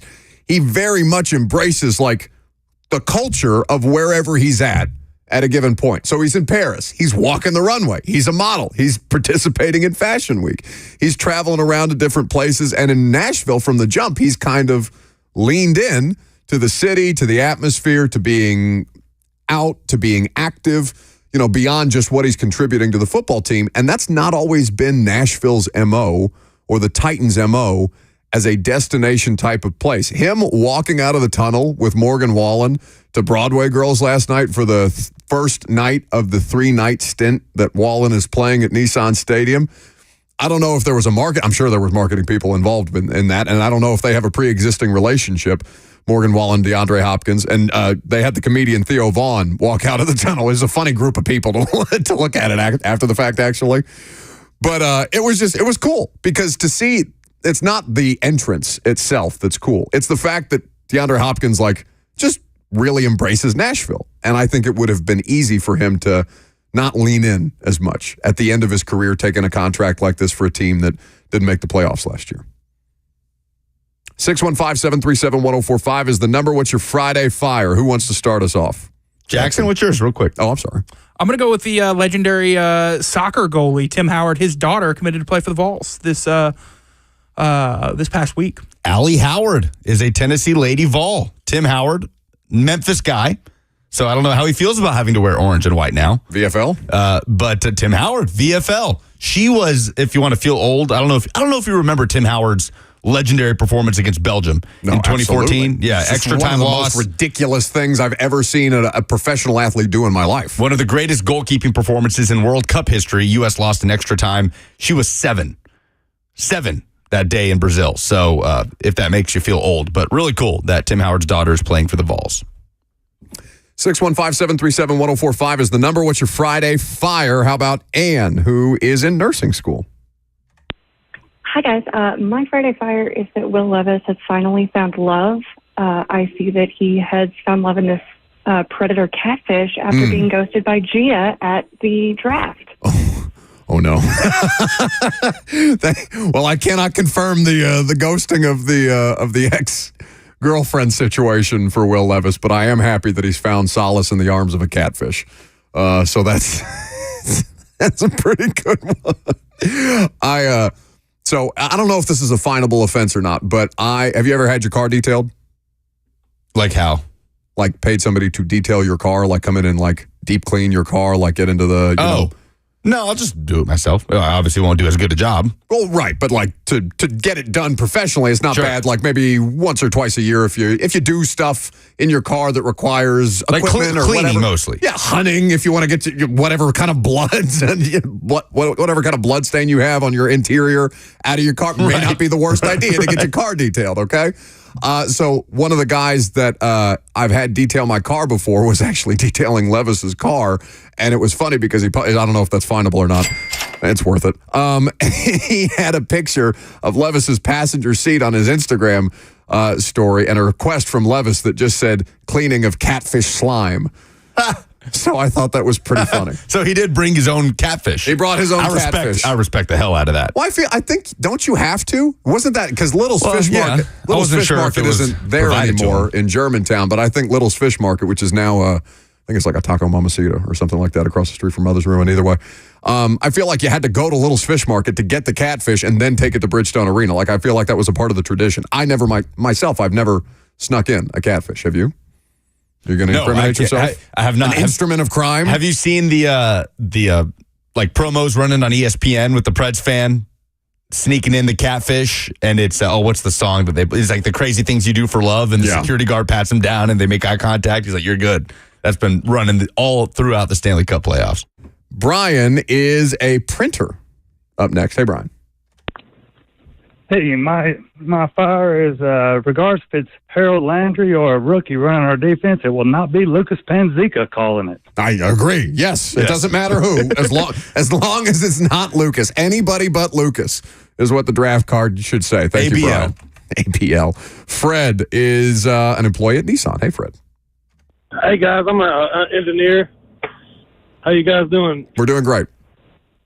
All right, so my Friday fire kind of ties in with yours there, Buck. I ain't trying to steal your thunder or nothing, but the city of Nashville, man, there's so much going on this weekend. It's like Nashville hot chicken from Hattie B's, man. Everything is going on, and if you don't even want to be downtown Nashville, they got the opening for the Renaissance Festival this weekend. So I say we go to the Renaissance Festival, we get on our night armor, come to the Morgan Wallen show at night, and we ain't got to worry about getting hit with a chair. We're good and safe.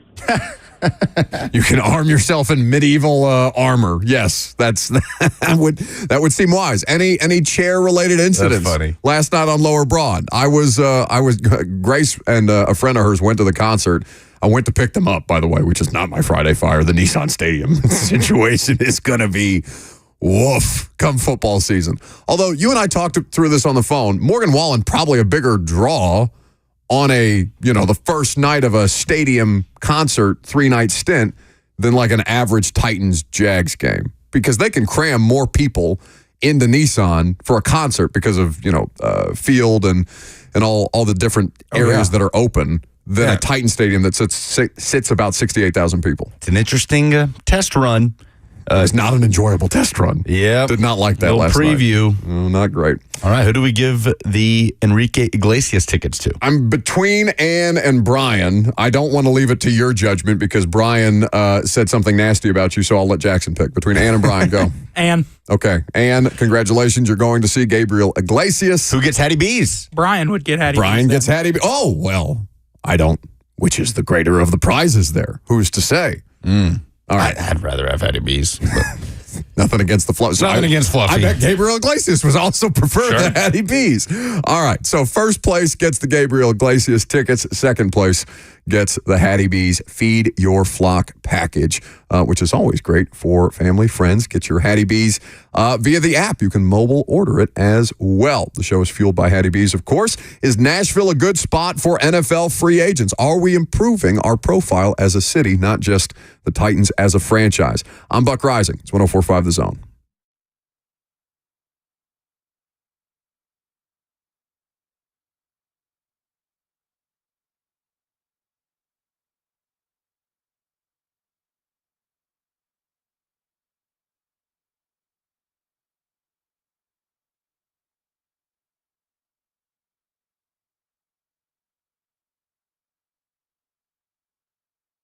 The Tennessee Men's Clinic is here to help you if you are somebody who's dealing with erectile dysfunction. There's no need to be negative about it. In fact, you've probably put it off for way too long. It's time to get it done and move forward with your sex life, and the Tennessee Men's Clinic is the leader in bedroom confidence. The reality is, pills often quit working, and guys start making excuses for not coming to bed. And I know that dudes hate going to the doctor, but the Tennessee Men's Clinic is a seamless process that was created in 2014 to take care of dudes just like you. For a decade, the urologist and providers at the Tennessee Men's Clinic have helped guys with ED and weight loss treatments, and they now even offer aesthetic enhancements and cosmetic procedures. Their ED and weight loss treatments truly change lives and are non-surgical. They're seeing success rates as high as 90%. So call them today at 615-208-9090. That's 615-208-9090, or go online to TennesseeMen'sClinic.com and book an appointment today.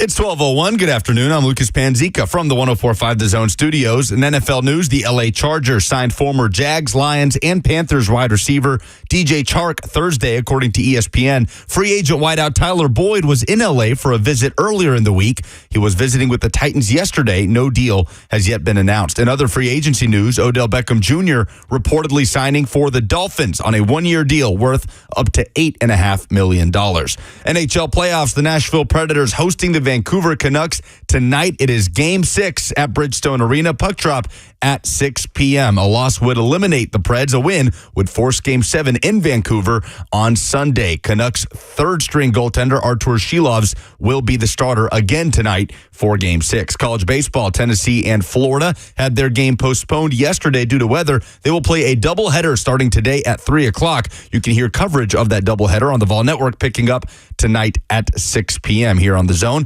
Nashville Soccer Club hosting CF Montreal tomorrow night at Geodis Park. 7:30 is the kickoff. Pre-game coverage on The Zone starts at 7. For all your foundation repairs and waterproofing needs, visit USSTN.com. Breaking news at once on your home for the Titans and Vols. This is 104.5 The Zone.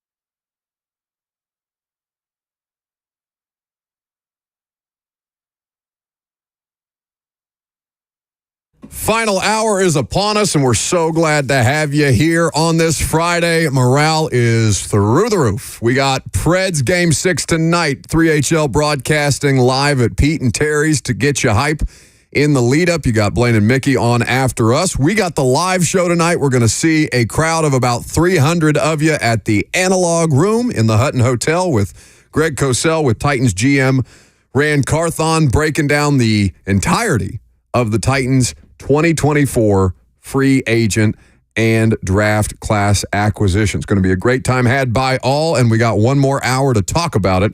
In the meantime, the puck drop is at 6 tonight, so for those of you who are in attendance, I know I've said it earlier, but I want to give you a reminder. Since the doors for the live podcast open at 6, and we're going to have a happy hour before for those of you who got VIP tickets with drinks and food, we will have the Preds game on when you arrive at the Analog. It's going to be awesome. Looking forward to it. 615-737-1045 is the number if you want to join the discussion. You also can live stream the show, Facebook, YouTube, Twitter, and Twitch. Great place for you to be able to interact and let your thoughts be known there. Nashville, as a good spot for NFL free agents, it's not always been the level of attractiveness that is not just bringing NFL free agents to town, but bringing people from all over the world, honestly, into town. The amount of growth in the city is insane. We've always been an entertainment hotspot. That's never felt more so like we're our primary I guess it's not an export because it's staying here, but our primary function as a city feels like entertainment at this point, even though obviously, Nashville and Middle Tennessee do a lot more than just entertain. But when I'm watching the videos that are going viral last night of DeAndre Hopkins being introduced with Morgan Wallen, they're running out of the Titans tunnel, two Broadway girls at the start of Morgan Wallen's 3-night stint at Nissan Stadium, and it takes you back to thinking about DeAndre Hopkins coming here, visiting, going to a Tim McGraw concert, really leaning into all of it, and immediately kind of ingratiating himself into the city of Nashville. Must like country music, too. Sure, that helps. South Carolina guy. He posted a picture on his Instagram. Just country boys do it better. He's head to toe, done up. He's got the bolo tie. He's got the cowboy boots. He put it on last night. But point being, I remember a time where John Robinson and Mike Vrabel took Ndamukong Suh to dinner on a free agent visit to try and convince him that Nashville, in their first year together, this was 2018, that Nashville was a city that Suh would want to be in, would want to invest in, because of where things were heading, not just because of what the football team was doing, but about the city itself and how much this could benefit him and his brand and his businesses to be involved. That ultimately didn't come to fruition, and I believe that was the year that he signed that Mega Dolphins deal. Is that correct? in 2018 in Ndamukong Suh after being with the Detroit Lions. Or maybe this was later before he signed with the Bucs. I can't remember exactly because he did make a Bucs run and win the COVID Super Bowl with Tom Brady. Suh signed with the Dolphins in 15, so he signed with the Rams in 18. Rams, okay, that's right. I forgot that he's been on so many teams at this point in his career. Either way, they wanted him here in Nashville, and it wasn't the Nashville. He was down on the city or anything like that, but it just wasn't as big a selling point even that short of a time ago where it is now. Now, I think Hopkins is unique. Not every free agent leans into the city, leans into the fan base, leans into the culture of a place the way that he seems to have done so willingly. I think Levis is doing a great job with this. Part of it is that he's young, he's got the time, he doesn't have kids or anything like that, so he can be out at the Masters, he can be playing in the poker tournaments in Vegas, he can, be at the Titans draft party and all that, and not have to worry about additional responsibilities. So it's important. But Derrick Henry's leaving a pretty big vacancy, not just in terms of what he brings on the field, but for Titans fans to attach themselves to their guy, right? And Jeff is that. Jeff has started to become that, and Jeff, 8 years into his career may well be talked about in the same way that Derrick Henry is. But I just think the city of Nashville has so much more to offer now than even 5 years ago for NFL free agents who are trying to consider whether they want to end in Hopkins, potentially. Jimmy White is on here on 3HL the other week talking about the idea of maybe 2025 for Hopkins too. I think it's a pretty unique time to be trying to get players to play for the Titans. I think he's a great example of that. And the coach matters. Sure. Right? But we had this discussion with Vrabel a couple of years ago, right? Pro Bowl, the Titans were the coaching staff coaching the AFC, right? So Vrabel and all his assistants are on the sideline. And who was it that was mic'd up from that Pro Bowl? Mahomes. Mahomes talking to Max Crosby, saying, man, Vrabel would be cool to play for, right? Yeah, and they're both talking about how cool it would be to play for Mike Vrabel, players coach. So we were having this discussion with Vrabel as well. I know you're talking about Nashville as a market and the way it's growing more than the coaching staff, but the coach matters in it too. And I think Brian Callahan, you can have that discussion with him, even though he is a polar opposite personality. Vrabel, I think, appealed to a certain type of player too. And Callahan and Rand Carthon are just the relationship guys. Like, they're going to appeal to you one way or another. Oh, no. You've watched a lot of these. I don't know if you've watched them in their entirety, but you watched a lot of the draft pick Zooms with us, right? How many of them brought up Rand? My guy Rand. Almost all of them. James Williams, the Florida guy thing was brought up with James Williams again. I think it was either Jalen Harrell or Cedric Gray that I guess Rand was giving him a hard time about their phone line. No, it was Harrell, yeah. He said, need to get you off that Metro PCS? Yeah, exactly. That would be terrifying. Can you imagine? You've been waiting 3 days to hear your name called, and then an NFL team is calling you, and it's breaking up. The line is falling. It's like, if I'm an NFL draft pick, I'm like, I don't know. What happens here? Am I not going to get drafted if I can't communicate with them? Especially if you're like, a lot of these draft picks are like in their family homes, and these dudes are not in like major metropolitan areas for the most part. There's some pretty rural cities that NFL players are being drafted out of, or rural towns. It'd be so terrifying. Just you don't have the cell service to be able to get the call from the GM. Hey, Jalen, this is my of the 10s. We're gonna with the what? You don't even know what team that it is that's calling you. I'd be freaking out. Oh my goodness! But here's my point with like the city of Nashville. The city lasts, the coaches don't, It's not that it's the end-all, be-all, but I think it's just such a selling point in particular right now because Vrabel was a selling point for a period of time. God knows the organization dumped all kinds of marketing dollars into molding themselves into Mike Vrabel, tough, grit, bigger, badder, better than you. The whole thing. It's Vrabel and Derrick Henry. They were the ethos of who the Titans are supposed to be. Yeah? When's the last time you went to BNA? Oh, I was there. When did I go to Miami? Or I guess in April?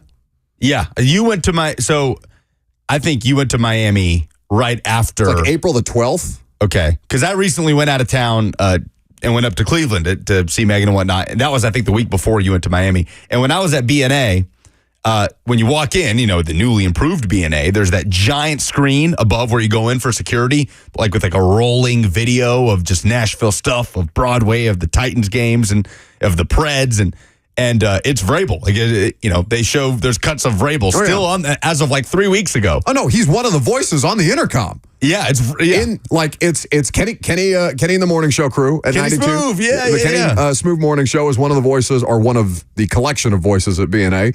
It's Freddie O'Connell. Lawan was doing it for a while, and they have Vrabel, head coach of the Tennessee Titans. I don't think that's still the case because they're bringing free agents through BNA. It was jarring. I walked in there, and the first thing I see on that giant screen is Vrabel pacing warm-up lines before a Titans game. I'm like, oh, come on, can we not? It was like when the Vols fired Butch Jones, and because he put himself up on the Neyland Stadium, behind the Jumbotron, where that was a little different. It was legends. It was Jason Witten. It was Al Wilson. And then Butch Jones slapped his own picture up there, and it took them months to take it down after he was fired. So that's what it reminded me of. I joke a lot, and I know Vols fans are in a much better place because God knows Butch was a suffering for you, but I miss stuff like that so much. Maybe it doesn't have to happen to your team, but I miss something like that happening with a local team on a regular basis. Just unbelievable. But I hope lack of awareness. I hope when Tyler Boyd is flying out of Nashville, he's not walking into security and looking up and seeing Vrabel pacing warm-up lines as they'd have that rolling video. But in all seriousness, you can feel confident if you're a Titans fan that Rand Carthon is the one sitting down and talking to Tyler Boyd, right? You should have confidence there that if it comes down to relationships, you probably have an advantage. And I think that showed with the Ridley stuff and the way they were able to level with Ridley on, here's how we're going to use you. I know where you're from, man. I'm from there too. We're going to let you be yourself. All that type of stuff. A lot of these dudes in the draft class have South Florida ties. That's where Rand's from. This stuff is not inconsequential. So when Rand got hired, and you're just trying to text as many people as you think might know these people before they come in, so you have at least a baseline understanding of who the person is before you get in front of them for a press conference. Just the easiest way that people were summarizing it when Rand Carthon got hired is the dude's just a great hang. He's going to be able to get you comfortable with the situation that they're trying to welcome you in for, whether it's as a free agent, as a draft pick, as a UDFA, as a coaching staff, whatever the case may be. It's going to be welcoming. It's going to be warm. It's going to be relationship based. And that's, been his MO his entire career. John, I think, was a different kind of football guy, right? Their football guy is I think people put it in too small of a box. But John, former, what was he, a D2, D3 defensive lineman? Yeah. As a football player, local dude, so had a particular level of investment in seeing the local professional football team win and being responsible for getting them back on track. Not an analytics guy, right? Grind it out, going to put pads on and drill. Not pads on, he's not out there in a helmet and shoulder pads, but pick up a blocking pad and get out there and mix it up the way that Vrabel was. These are different kinds of people that are now trying to recruit you to come play for their franchise.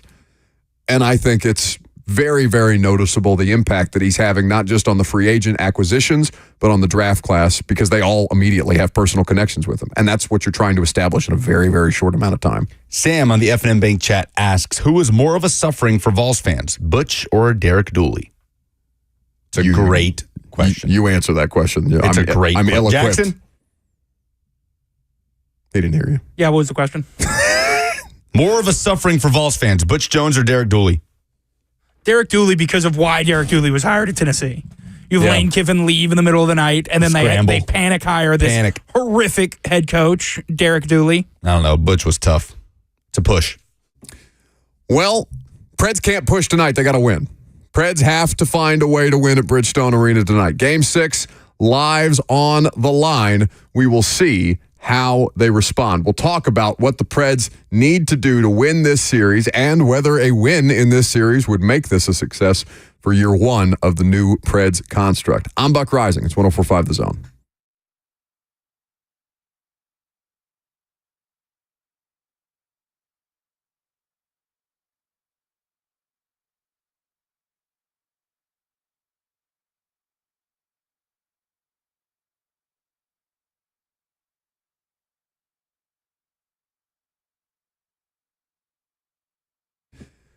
QC Kinetics is here to make sure that you are active at the most important time of year because it's the worst time to deal with joint pain. Don't go through another summer missing out on life. Call QC Kinetics now and find out how they can use biologics from your own body to give new life to your achy joints. QC's regenerative medicine protocols can restore and repair that damaged tissue with no surgery, no steroids, no drugs, and no downtime. It's the future of medicine. Tens of thousands of QC Kinetics patients around the country are living their best life this year because they made the call. QC's medical professionals are under the direction of Dr. Mitchell Shinecup, who is an orthopedic surgeon who became a true pioneer in regenerative medicine. Call QC Kinetics now for a free consultation and learn more about how they can help you. 615-249-4024. That's 615-249-4024.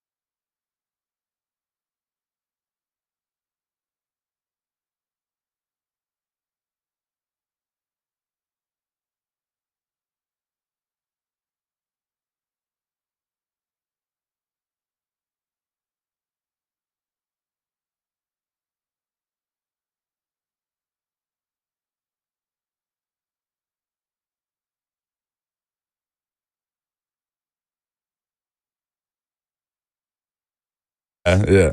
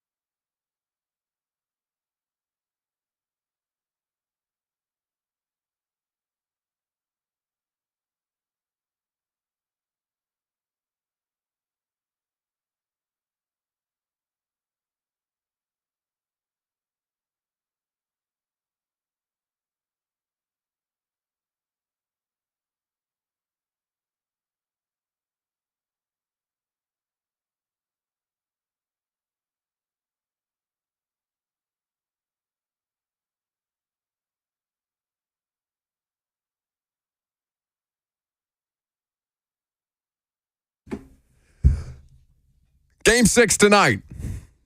Preds need it. Vancouver needs it. Vancouver does not want to be back in Nashville. A terrible way for them to let the Preds, I don't want to say steal one because Nashville was the better team, but to go on the road and steal one in a hostile environment, I still think counts. And Vancouver favored in the series at this point.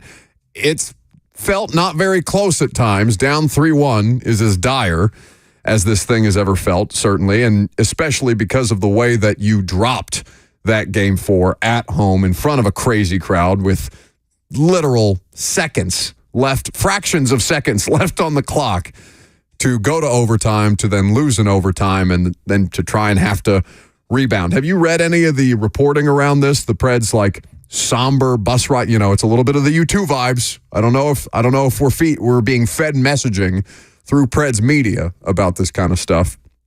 But apparently the ride to the arena was very, very somber, not a lot of words spoken. It was just quiet confidence, quiet motivation. Yeah, they were stuck in a moment they couldn't get out of. I'm not here for your U2 puns. I'm just not. We survived this long without them. Not helpful. Is that going to be your analysis? You're just going to do it all in U2 for this entire segment? That is my contribution. I don't have one there. Petered out. Damn it. I really thought this was going to be a lot easier. This is why I'm so not worried about losing the show or Lucas like supplanting me, because that's where it goes. That's the alternative. Anytime I put him and Bert in front of a microphone for an extended period of time, time left on the draft clock in the first round.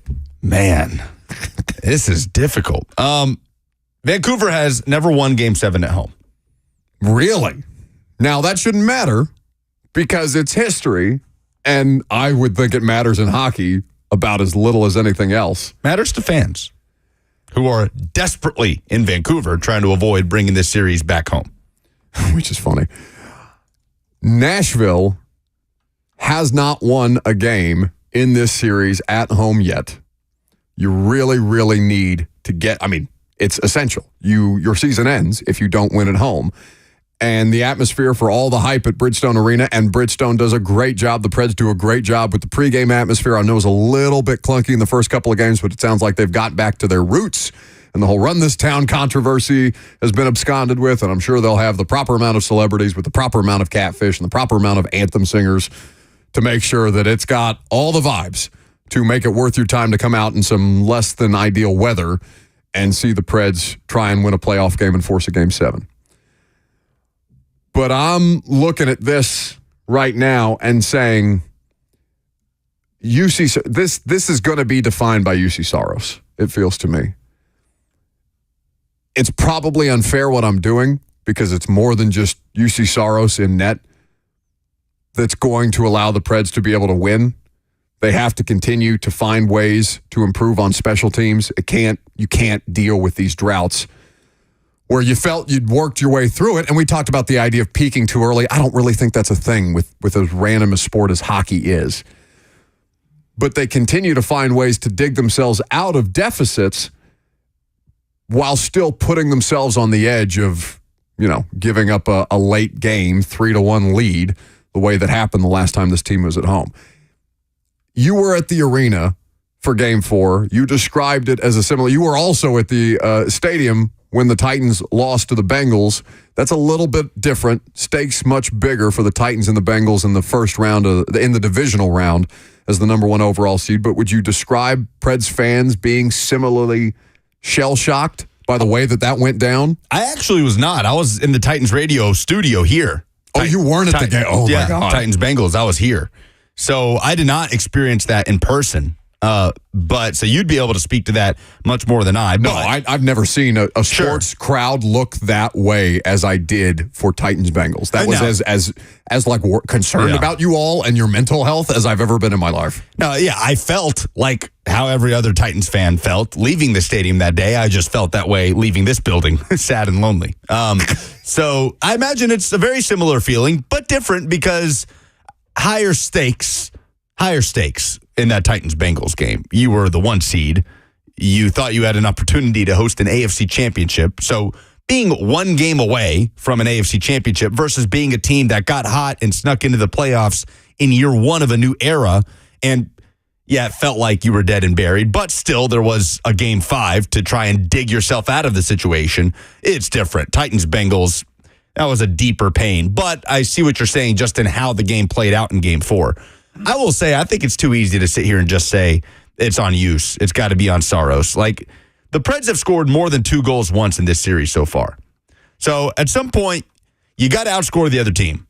And a lot of teams have been doing that in the NHL playoffs. You know, we're not getting a lot of 2-1, 1-0 gutted out wins by teams that are winning series in the first round. All season long, the scoring has been insane in the NHL. And the Preds were a huge part of that towards the end of their season. So for me, it is about the power play and finding just more sustained, more free-flowing offense, which they did in Game 4 especially, and some in Game 3.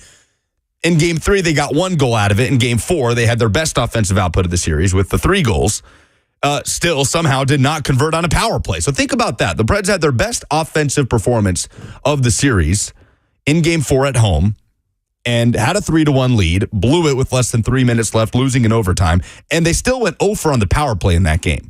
I mean, just 1 power play goal on Sunday, and you're talking about a completely different series, and you may be playing for the series win tonight at home if you still win Game 5 in Vancouver. So for me, it is about the offense, and I'm not terrible. Yeah, I know that they finally broke the cold streak, and they got a power play goal the other night, but I want to see them just get set up, just to get set up in the own zone and get some pucks on net, which they did not do at any point in Game 5, despite scoring on the power play. They just kind of split the defense and found a way to force it in as the puck starts scrambling and Seelovs is trying to fall on top of it. It's behind them, and they literally pushed Seelovs into the puck and then into the net.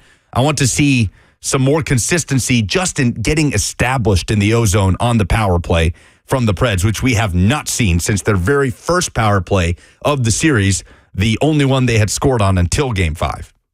So after the Game 5 win, the Preds' record in elimination games is now 7-15, but they have struggled. This is courtesy of Alex Doherty at the Tennessean.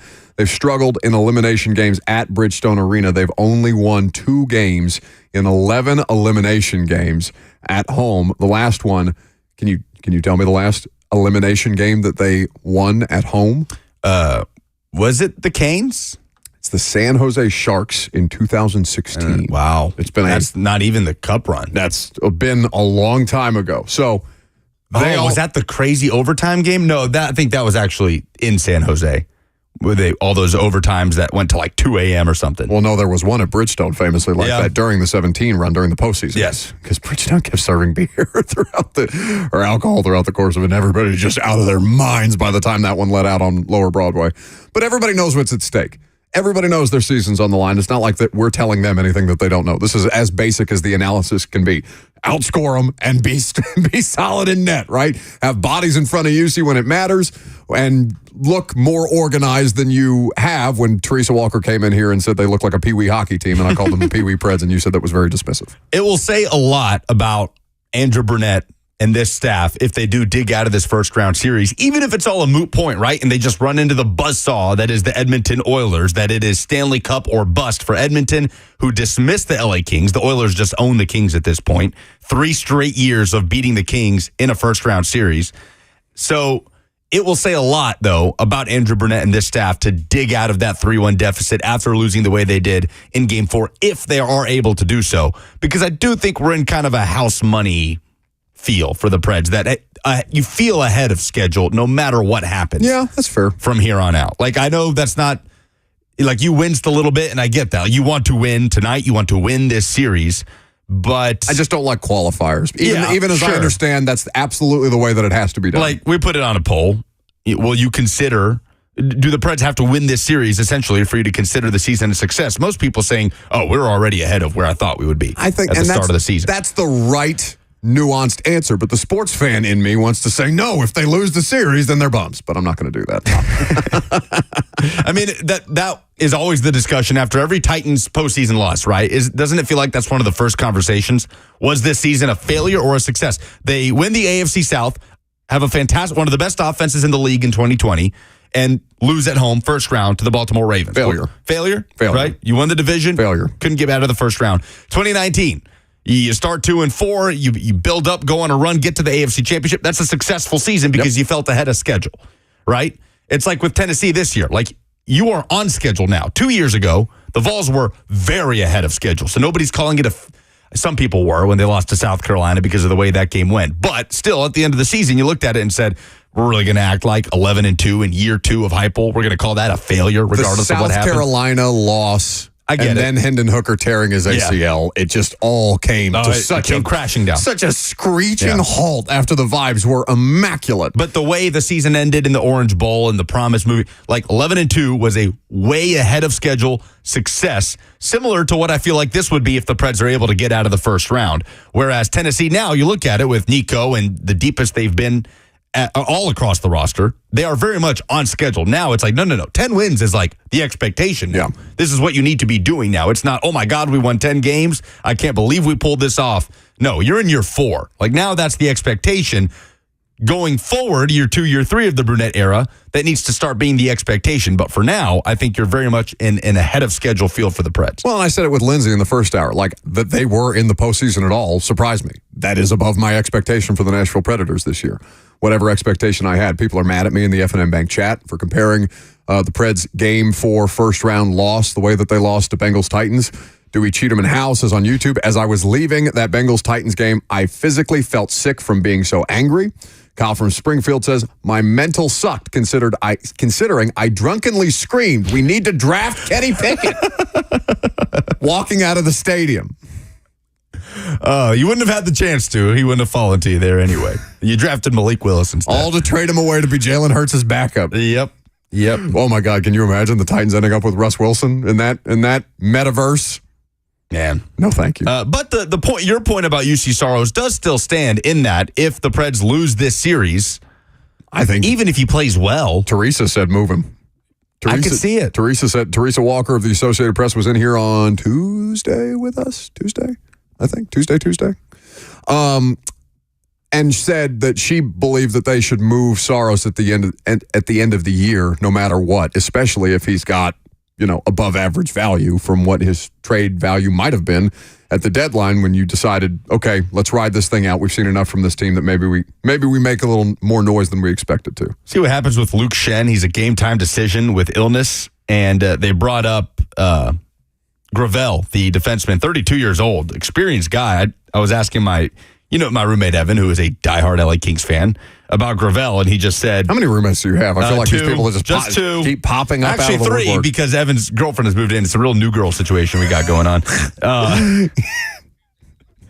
Who? You or the girlfriend? He shrugged. He doesn't know. He just wanted to be involved. Well, it's because he's been isolated back there all week. Jackson compared. We're working through some technical difficulties of the show, and I'm trying to relearn how to do the show with you in here because for the longest, you and I have actually been basically able to finish each other's sentences with the production of this show, and it's not Jackson's fault. It's my fault. I'm working through it, but it's been a hell of a week, and Jackson's basically on the other side of the demilitarized zone. He's in North Korea right now.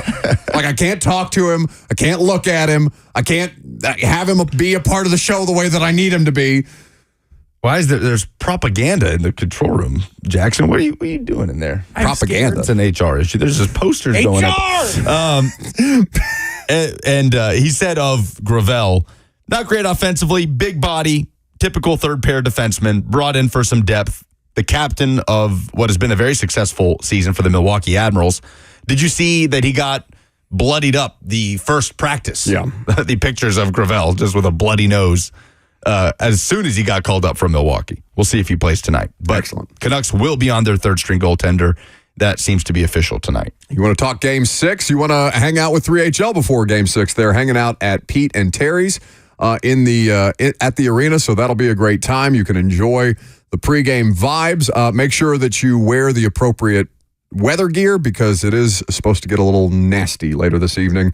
Probably by the time the hockey game lets out, I would make sure that you have at least a poncho or something like that. I have a late submission for Friday Fire, and it has to do with the Houston Texans and a Houston Oilers legend. Okay, that's coming up next, as well as last call for phone calls for the week. 615-737-1045 is the number. I'm Buck Rising. It's 1045 The Zone.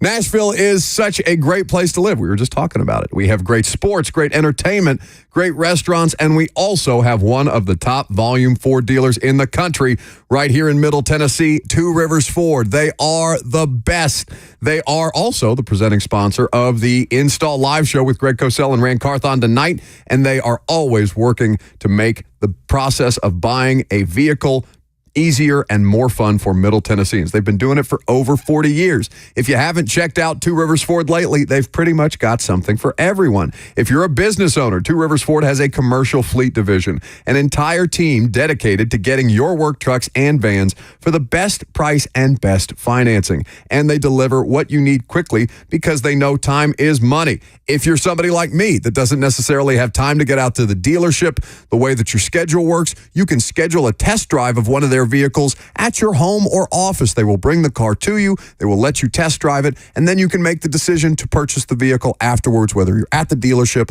online, or you want to custom order it the way that I did with my 2022 Ford Explorer from Two Rivers Ford. There's a reason that DeAndre Hopkins, Coach Dave McGinness, Ramon Foster, Don Davenport, and so many other millions of Middle Tennesseans have been customers with Two Rivers Ford. Quality American-made Ford vehicles and award-winning customer service. Two Rivers Ford, the South's most trusted Ford dealer.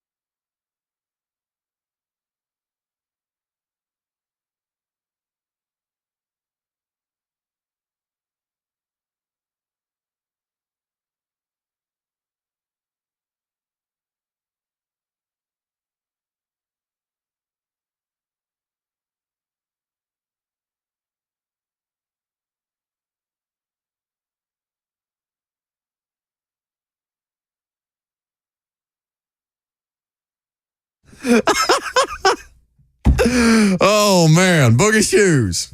Morale is high on a Friday. Thanks for hanging out with us this week. Thanks for putting up with me this week. I feel like I've been extra whiny. I don't know. Lucas is getting the brunt of that. So is Jackson on a regular basis. But I'm excited to have you guys out tonight. I'm excited that the Preds are in Game 6. I'm hoping for a big win tonight because the thing that I'm most excited for is the after party of this damn thing, because I want to go and have a cocktail after we pull this off, and it's going to be an excellent night. And, to hopefully celebrate a Preds Game 6 win would be beneficial for all parties involved, I feel. The good thing about you being whiny is that you are in a perpetual state of whiny. So maybe it's not good for you, but it does just roll off people's back because, Buck's being whiny. It doesn't give you any reason to care about what you're being whiny about because you're in a constant state of whiny. So it's I would say pick your spots to be whiny because I think people would listen to you more, right? I think people would be more willing to hear, okay, is something wrong, Buck? But you're just constantly whiny, so it just kind of rolls off your back. That's just Buck being who he is. Don't you think that's more indicative of things constantly being wrong around me? I think it's more of a you thing. The Preds, we talked about Andrew Burnett is a Jack Adams finalist, NHL Coach of the Year. Gentry Estes tweeting this out, that Andrew Burnett is one of only 3 coaches in NHL history to be voted a Jack Adams finalist in each of his first 2 seasons as a head coach in the league. The other 2 are Paul McLean and Terry Crisp. Oh, that's great. Yeah. We're very happy for Crisp. That's really cool to see. Andrew Burnett, I know Florida Panthers fans have some polarized opinions about how his tenure ended there as the interim coach, and the Preds fans were happy to see him, and obviously his history here with the organization. Gonna be curious to see how we're talking about Andrew Burnett after this series, no matter how this series ends, right? Because I don't think it's an immediate, well, the coach didn't do enough to put them in position to succeed, and I'm ill-equipped to have that kind of conversation in hockey strategy, so I wouldn't even pretend to be that person. But I am looking forward to see how we're talking about it at the end of it, because I'm surprised pleasantly with the results of the Preds season so far. I'd still like to see them pull this off. I think they're capable. Vancouver's not so much better than them that this is some kind of tall task, but it has become a bit of a slog, ironically enough, to win critical games at home at Bridgestone in the postseason, so you'd like to see them shake that off. The one criticism is, for me, the power play, because that is Andrew Burnett's forte, and that is the thing that has dropped off the most in the postseason. See if it gets right tonight. Are you lobbying against me in the F&M Bank chat to get another promotion? Because it's being alleged by JB that Lucas can't get a raise because they have to budget my haircuts? No, I'm being told I need a raise because I have roommates. Trippin' Titan says, why do you have roommates? Everybody Lucas, in Nashville has roommates. Hey, man, look, my girlfriend is doing her residency in Ohio. I am here. I don't want to live alone, personally. I'm not one that wants to live alone. I love it. I like my roommates, and I like coming home to something going on. So I could move out, theoretically. I could get a place by myself, but I don't want that. That doesn't sound fun. JB says that you can't get a raise because of the budget for my haircuts, my Botox. I don't have a tanning bed membership, as he's alleging. I do have a health club membership, so I do get that. Cat manicure is also being alleged, and then my wardrobe stylist, which is a thing because both of those lovely women from Style Concierge will be there tonight. Oh, damn it. Who is it, Jackson? Read it on the air. Or maybe you can't. I don't know if it's something that... Is it embargoed? Is it company secrets? I don't know if we're allowed to. How the hell am I getting your email in my ear during the live radio show? We all just got the same email, I think, that he just got. So. Yeah, but I didn't hear it on my phone. Embargoed. Warren Moon talking to Kay Adams. This is a late submission for Friday Fire. You've got to hear this. With all the stuff going on with Houston, again, do you think they tried to skirt the Oiler Blue stuff with their new uniforms? I think they tried to skirt the... Yes. They had to get permission to even do that much. The Texans. Yeah, the Texans had to get permission from the league and the Titans because there's currently a lawsuit with the University of Houston who's just going ahead with it anyway. Right. UH is saying, damn the NFL cease and desist. This is Oilers legend Warren Moon talking to Kay Adams about the Houston Texans and their quote-unquote claim to the Oilers. Titans wore these uniforms Why up you think against... I have on this color today, baby? Listen, I see you. We see you. Huh? They wore the unis against the Texans. Texas fans very pissed about this. Did they have a right to be upset? I think they have a right to be upset, but the Tennessee Titans own that uniform. They own the history of the Houston Oilers. So they had a chance to own it themselves, and they didn't want that ownership. They wanted to create their own identity, which makes sense. They're the Houston Texans coming in. Let's create our own identity. But now, because the Houston Oilers uniforms became so popular coming up, they wanted it back. You can't have it both ways. Are you hearing this drama about the Texans wanting to use that blue? Have you heard this? Yes. Let's take a look here. This year, the Texans you're saying find their own identity. What do you make of this? They unveiled their alternate jersey, and the whole thing about the color blue went down. Why can't they just stay with what they had? They had a really nice looking uniform the first time. Why do they have to keep harping on that? I don't understand it. Imitation flattery? Have your own identity. You have a really good football team right now. They won a playoff game last year. They got a chance to maybe go to a Super Bowl this year. Just create your own identity. Forget about the Houston Oilers. Forget about the Tennessee Titans. You and I talked a lot off camera. I think if they weren't in the same division, oh yeah, they would this be okay. This wouldn't be as big a deal. I get it. Eat it. Warren Moon just told Houston he doesn't want them. And you shouldn't want him because he's not yours. He doesn't want you anymore. That has to hurt. I hope it hurts.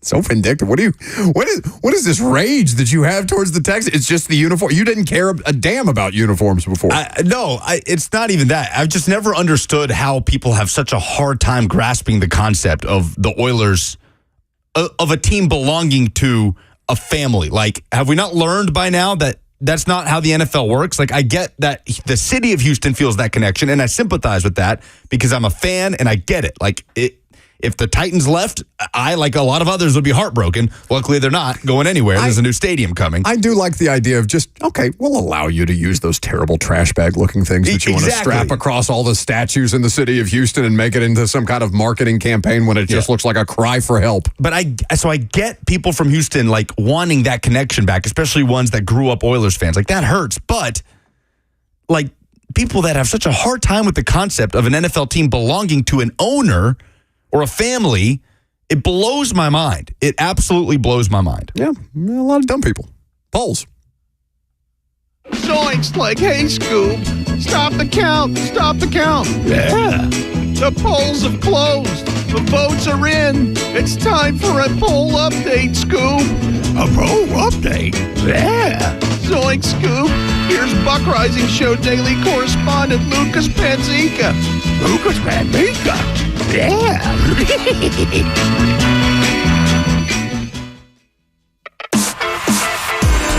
Presented by Two Rivers Ford, the South's most trusted Ford dealer. Do the Preds need to win this series for you to consider year one of the Brunette Trotz era a success? 63.5% of the audience say no, they don't. 36.5% say yes, they do. The dumb fan in me says yes, but the real rational analysis of it is no, this is all gravy. It's enjoy it while it's here. Hope that they continue to build upon what they have in place right now, and that the coach that you've hired is actually the person capable of taking this thing over the top in future seasons. But right now, just enjoy the ride. CPR Cannon on Twitter says, didn't expect them to make the playoffs. Everything else is awesome. John says they're here because they got hot at the right time. Saros got them some unexpected wins. Eldon says, I don't think anybody expected them realistically to make the playoffs, let alone advance. If they advance, they went above and beyond expectations. Getting to the playoffs made it a successful season in and of itself. I agree. Which Titans 7th round draft pick are you more excited about? 63.3% are going with James Williams, the safety converted linebacker out of Miami, or should I say converted safety to linebacker, and 36.7% say the edge rusher from Michigan, Jalen Harrell. I'm going to say Williams just because his highlight reel is just hit after hit after hit, punishing. But Harrell, I think, can find a role within this defense as well, and certainly they need guys to make the competition as depth players at the edge more interesting. Rashad Weaver's a known commodity. Not that he can't continue to improve, but based on what his tape is, you can find players to push him. Who has a quicker path to the field, in your opinion? Not special teams, defense. Both will have an opportunity on special teams. I'm talking about playing defense. Do you think it'd be Williams because of the versatility? A linebacker that's used to playing defensive back and playing in coverage? Williams, because if Kenneth Murray doesn't pan out, projection-wise, you could probably, if you feel good about the way that it's going and Murray doesn't go exactly to plan, he's on a 2-year deal. It's not like you're locked into him for the foreseeable future. I would argue Williams just sight unseen before they actually, because he could take snaps at linebacker and be a disaster. I have no idea. They're not terribly deep at either position. No. So I think just base, but the inexperience at off-ball linebacker is glaring. How much more confident are you in the Titans landing Tyler Boyd after the Chargers signed DJ Chark just a couple of days after Boyd visited the Chargers? Of course, he visited the Titans yesterday. Jeremy says 0% more confident, and it's not about the Titans. He says, I think he wants more than he is worth to the team. He will seek it elsewhere. I believe the Titans have interest, but not as much as people think, in my opinion. That's Jeremy on Twitter. Okay, well, Jeremy, that's a great place to. Jeremy on Twitter says, all these things definitively about the Titans and the feeling on Tyler Boyd. They want him. They want a better price. They would like to win some portion of the negotiation, or at least come out with a deal that they feel is fair. They don't want to get bled dry by Tyler Boyd, but I would expect them to continue to pursue him, pending how the market goes. Andrew says he's a lot more confident. Titans and Chargers, as we know it, are the only two teams in the running right now, in that they're the only two teams he has reportedly visited. So stands to reason the Titans, it puts them in a decent spot if the Chargers went and made a receiver addition a couple days after meeting him. He can drag it out as long as he wants to. Those are the Pulse. That's the show. Blaine and Mickey going to keep you entertained. Coming up next, I will do better than I just did trying to end this damn show and not trip all over myself. Tonight at the live show with Greg Cosell with Rand Carthon. Can't wait to see you in the house. Good luck to the Preds. Certainly we'll be talking about it when we get back with you on Monday morning.